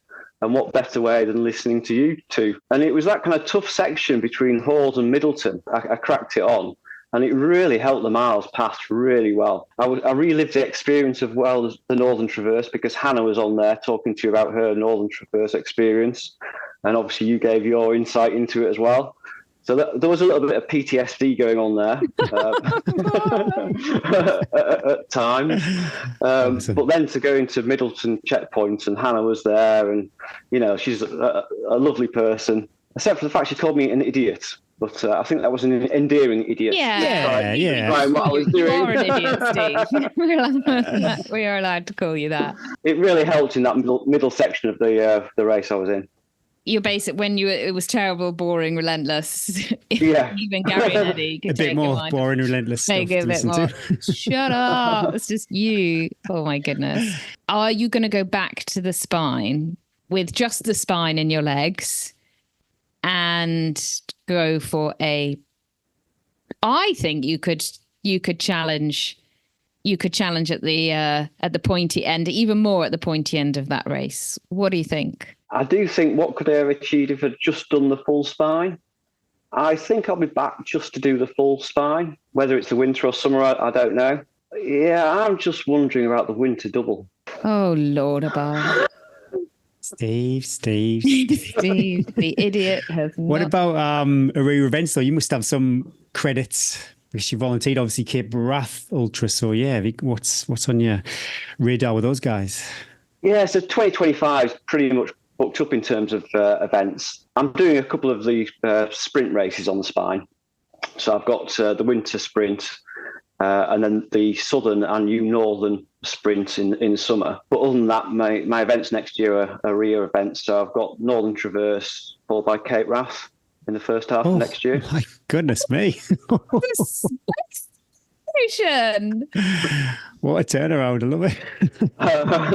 And again, that's another one, given there's not a great deal of time between Northern Traverse and Cape Wrath, that's going to be the interesting Has thing. anyone done that double? Because I know no one's done Cape Wrath Dragon's Back double yet, have they? Not I don't think they've done that yet, but I don't know about Northern Traverse and Cape Wrath. Don't know. Okay, all right. Well, okay, you're going to be reintroduced to midges up there, Steve. Big time. Should you do the quick five? Yeah, let's do this. Okay. All right. Yeah. Would you prefer, you can only enter one of these type of races forever and ever and ever. Is it a multi-stage or a non-stop? So like a Dragon's Back or a Spine? I honestly don't know the answer to this because I've never done a multi-day. I've only done continuous races. So if I'd done my research, I wouldn't have asked that question. Yeah, stupid question, Gary. For goodness sake. Cape Wrath will be my first multi-day. So I'd say at the moment... you kind of multi-dayed the spine because you slept every night. Well, exactly. So it was a bit more of a multi-day event, that really, with my sleep patterns. I'm very interested to see how Cape Wrath goes with a multi-day sleep. Let us know. Yeah, let us know after Cape Wrath. Yeah. Guilty TV pleasure. What are you watching over on Netflix? So I like kind of murder mystery type things, but having binged on most things through COVID, there's not a lot left now. So at the moment, I'm watching some pretty obscure Nordic thing called Black Sands. Oh, a Scandi drama. Love it. Yeah, which is quite good. Was that, so you say Black Sands? I'm going to... Yeah. Black Sands. I'm going to listen, check that out. Are you a night owl or an early bird? I'm a bit more of a night owl. I used to be an early bird with the job I used to do, whereas now the work that I do is more night orientated. So I'm definitely a night owl now. How did that play out in the summer spine? Obviously, because there's a lot more daylight compared to the winter spine. Did that bother you? Mess with your circadian rhythms? No, it actually worked quite well because I wasn't sticking to checkpoints to sleep. I was sleeping when it was like 2:00 in the morning, so it was just perfect. Instagram story music time. Every week we share the podcast over on Instagram, Steve. You get the choice. You've listened to this podcast, so it's not going to be an awkward, oh my goodness me, I wish I had a bit of inside knowledge. Yeah, what song are you going to choose? Because a lot of people said I was a bit mad doing what I've just done, or in the run-up to it that I was mad. And I felt pretty mad on the Cheviot with all the carnage that was going on up there.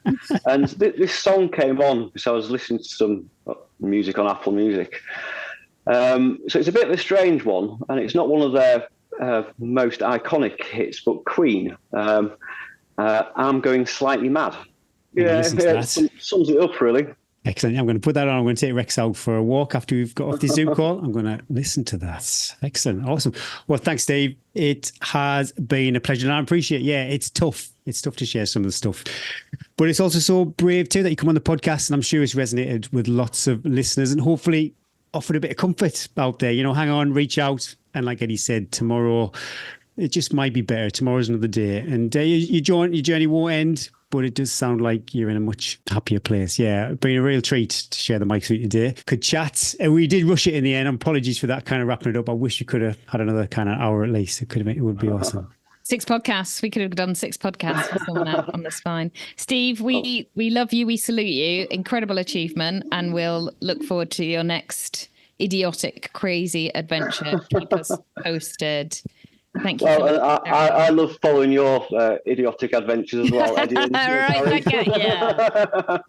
It's been great speaking to you. Thanks a lot. Thank In you. good company. Bye. Thanks. Bye-bye.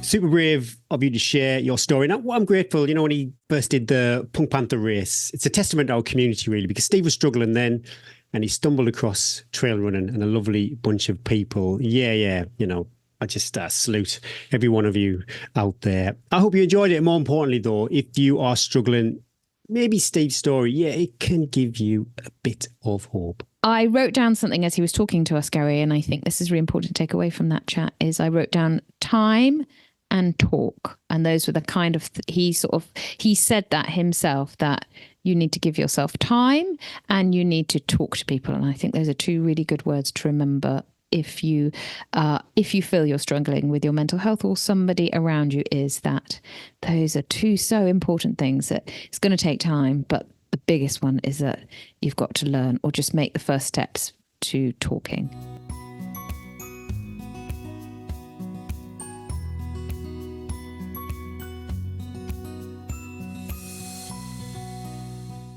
Thanks, Phoenix Light, for sponsoring our Strava Club and Tales from the Trail section. And don't forget, patrons can enjoy 10% off over at phoenixlight.co.uk. First up, Hayley Langley. 117 miles for the week with the longest run of 104 miles and 11,824 feet of vert. Request to follow. But I'm pretty sure that must have been the North Downs way. Must have been the North Downs way. Yeah. Rory Campbell.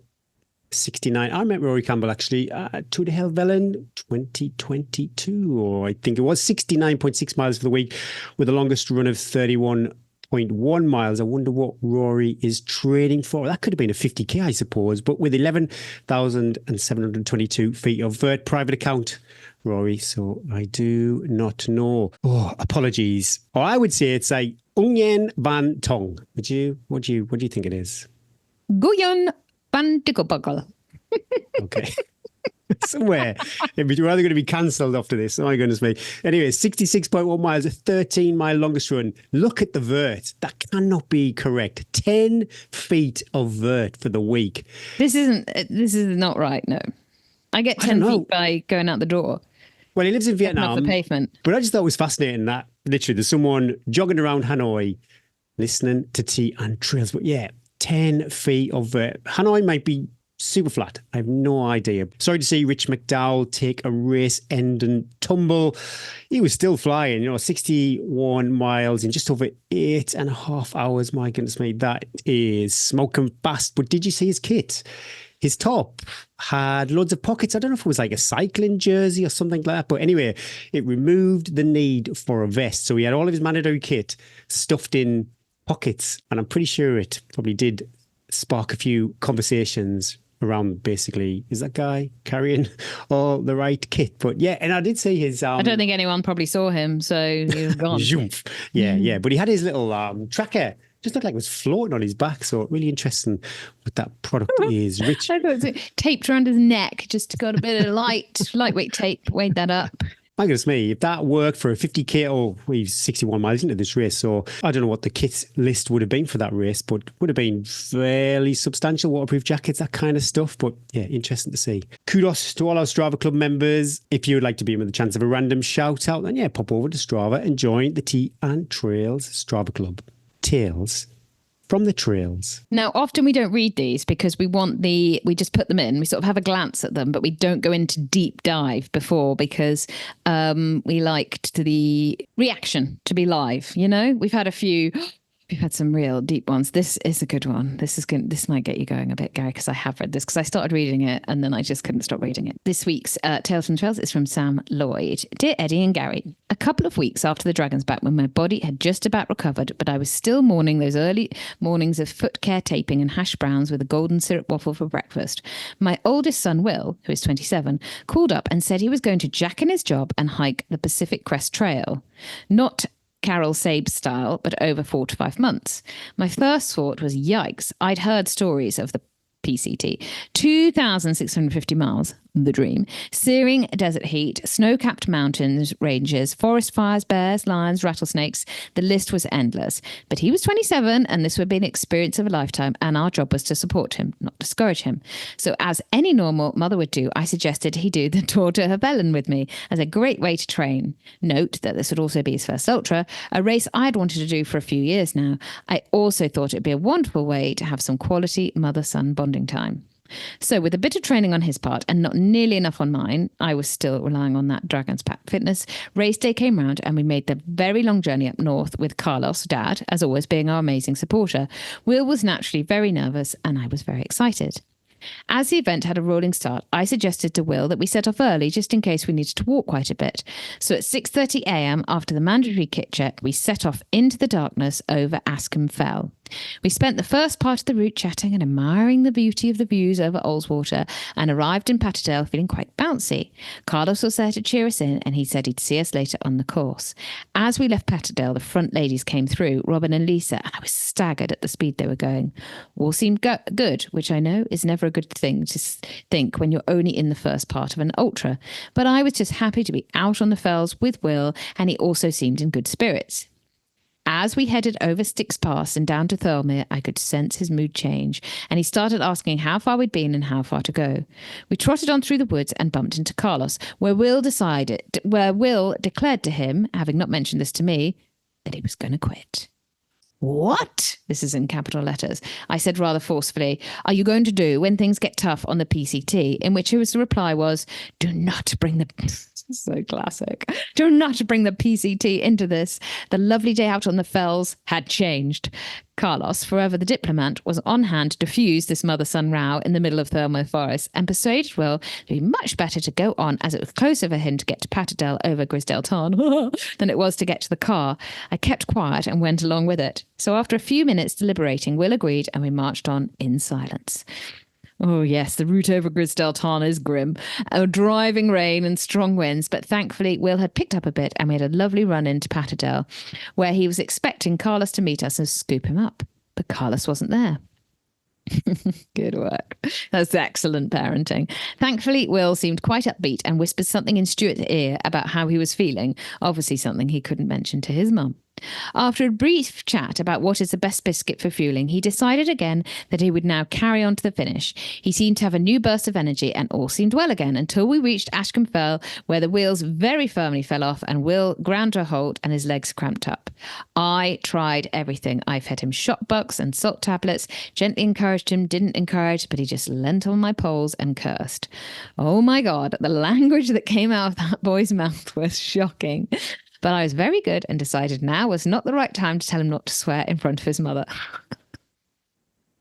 I started to get worried as I thought it was delirious. How was I going to get him back to Ashcombe? And this was all my fault.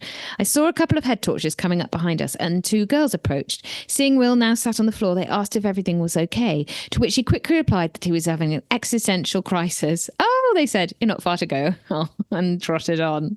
I'm not sure this was the answer he was after, but seeing he was actually okay and just needed a good swear, he managed to get back up and we jogged into Ashcombe. He was so emotional at the finish and we were so exceptionally proud of him. TDH is not the easiest, no it's not, first ultra, and there were times when I thought I'd made a serious parenting fail, but I and he is so glad he carried on. On the journey home, the I love our family WhatsApp chat. The family WhatsApp chat was on fire with Will's 3 siblings asking lots of questions and wanting pictures. Megan then said, give me 3 words to describe the event. And Will replied, I love Mum. He can pull the heartstrings, this one, can't he? This is such a boy. Can I just add that I never do these events for acknowledgement or to impress my family, but every time I think of that message, it makes me well up. Me too, Sam. Although in the days after TDH, Will called how he was feeling as post-traumatic mum disorder. After Christmas, he signed up for a mountaineering course at Glenmore Lodge and spent the next 3 months testing out his kit and preparing for the PCT. And on the 12th of April, he set off for Canada from the Mexican border. As I write this, he has just crossed states from Oregon into Washington and has covered 2,100 miles. Every year, only 10% of thru hikers finish the PCT, and at the moment, Will is on target to be one of them. The only thing that's stopping him is a devastating forest fire 200 miles from the Canadian border. Whatever the outcome pump. We are so incredibly proud of what Will has achieved. When I'm out running, I often think about that moment on Ashcombe Fell when I thought I was going to have to carry him back to the finish, and then where he is now. I know he's my son, but I just can't keep thinking, wow, we all miss him and love him tons. Thank you. 2 love heart emojis, Sam Lloyd. I hope, do you think she's going to send this to Will? Send this to Will. Will, how are you doing out there? Have you seen any bears? Kudos to Sam Lloyd, though. V50 Dragons Back Race 2023 champ. She no messing with her. What was Will thinking? He must know his mother very well, lining up to an ultra with her.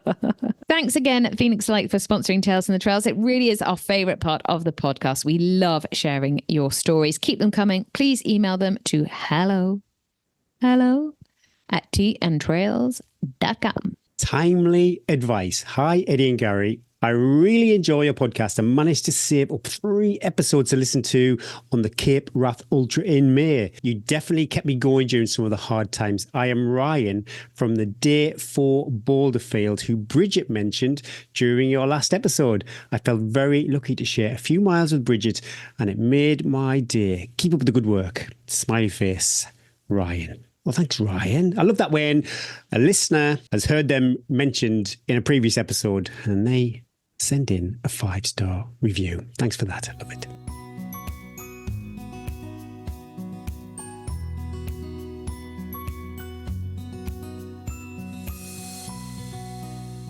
What's coming up?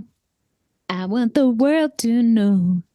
Wasn't that a sofa advert or something? I'm coming up. Ooh, ooh, ooh. I've got to desensitize myself to the Olympics coverage, Gary. I've gone in hard. It's going to be a big come down, isn't it, when it's gone? It's going to be a big come down because I have invested heavily in absolutely everything. Tell you what I haven't invested heavily in is the pre-hype of certain athletes, mainly men, who might win gold medals for GB, and nearly always they don't deliver.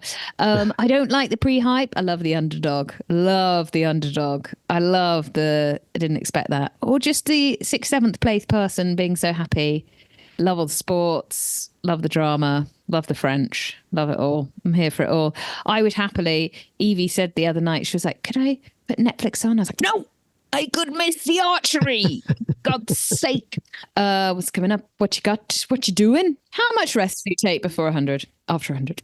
After 100. Well, this time round, I've had 1 complete week off, but now I've started running again. I have kind of looked at the feel. I feel fine. Yeah, I totally feel fine. Oh, because I feel great. I moved a lot slower than I planned to. Although I was out on the course for longer, it might be a complete false start. I might feel okay this week. There is that too. Often the first couple of months you feel all right. Yeah, but so far, I feel okay. Just easy runs this week.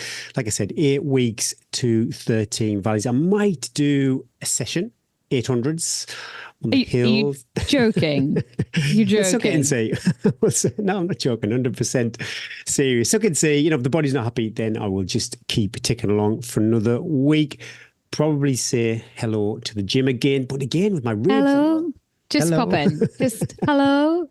I'm not coming back yet. Yeah, well, I should go with George. So even if I just do lots of really light weights, I think because you've got 8 weeks. You've got to get the running volume back up.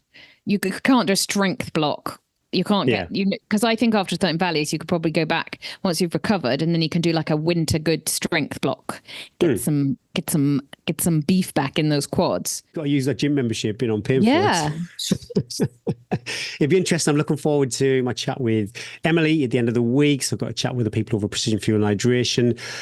Yeah, to see how she unpacks my nutrition Lucky wars. Emily. Lucky. I dial in, but I'm busy. But whatever, my fueling plan is, takeaways. I suppose I'll talk about a few of my takeaways from the Lakeland 100. Please. I need to have a plan A, and then in that drop bag, there needs to be a plan B and a plan C as far as fueling's concerned.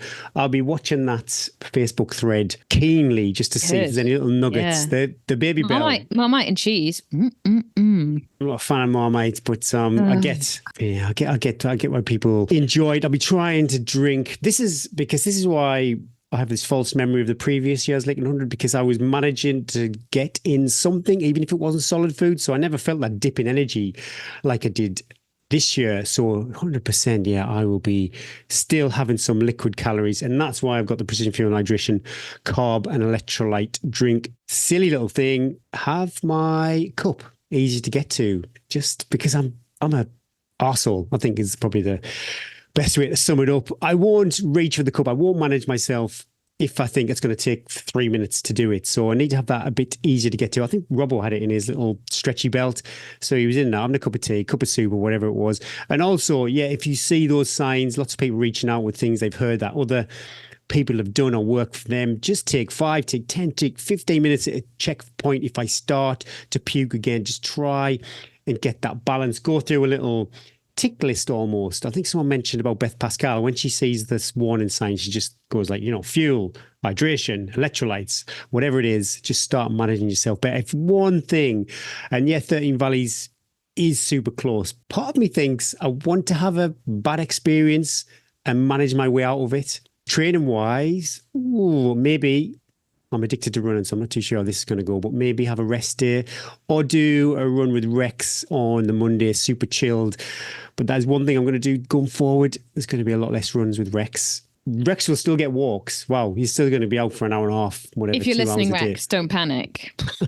Well, Lisa can run the dog too. It's not all down to me. So yeah, definitely, because the hero figures at the end of the week for me always look, if someone's looking on for someone who's kind of works and stuff like that, probably look quite impressive. No, we all see the hours, Gary. 400 hours, 90 miles. So there's lots of tiny little bits that add up to this big week of time on feet and running and stuff. But is there many, say, long runs apart from the weekend? So reducing the runs, maybe fewer miles, maybe that introducing a back-to-back long runs more often. We'll see. Just a bit more consistent. I've got a couple of routes near me which are between 12 and 15 miles. So if I can just introduce that as opposed to doing 4 little runs a day with Rex and then trying to do I don't know how you do that. something. I hate running multiple times in a day. It takes me half an hour to warm up for each run. I don't like to do that twice. Because I need to, this is the problem. I'm just going to, if I'm walking Rex, then that is another hour and a half. I know. I hear you. Extra. Yeah. We will see. Like I said, I'm addicted to running, so I'm not exactly sure. This is my little idea how I'm kind of... We'll break that down next week, but I need my lunch now, so let's just leave it there. What about you? I'm going easy miles, summer smiles. I'm going to get on my bike. I'm going to do an FTP test, Gary, on my bike, see where I'm at, see if I can push over 100 watts. You won't know any of that, but can't wait for next week. Maybe I'll live Instagram it. I'm going to do some sessions on my bike. I'm going to run lots of easy miles. I am just going to be get some running volume, a little bit, but keeping it all nice, light and easy, and hoping that the physio in one appointment will fix my knee and IT band. She will. She wants some money. Best bang for your bucks, isn't it, physio? Oh, yeah. I think so. It's just I'm having to make I really trusted the people that prodded my body back in Morzine, so I have to make a new trust relationship. But we shall see. But onwards and upwards, yep. Hopefully, this week started off really well. Hopefully, it will continue in that same vein. And I've just got to be brave, put my big gold pants on, and go and step into a new gym and go, "Hi, I'm Eddie. Hi, I look very small and blonde." Won't be long until you're hustling all the weights and filming yourself. I get I don't. You get so comfortable with what you know, don't you? And then you're like, I don't know where the dumbbell rack is, but it only takes like everything a couple of times, and then I'll be there going, "Yeah, this is my space." So we'll see. I'll try and be brave. I might put that off for next week. Watch this space.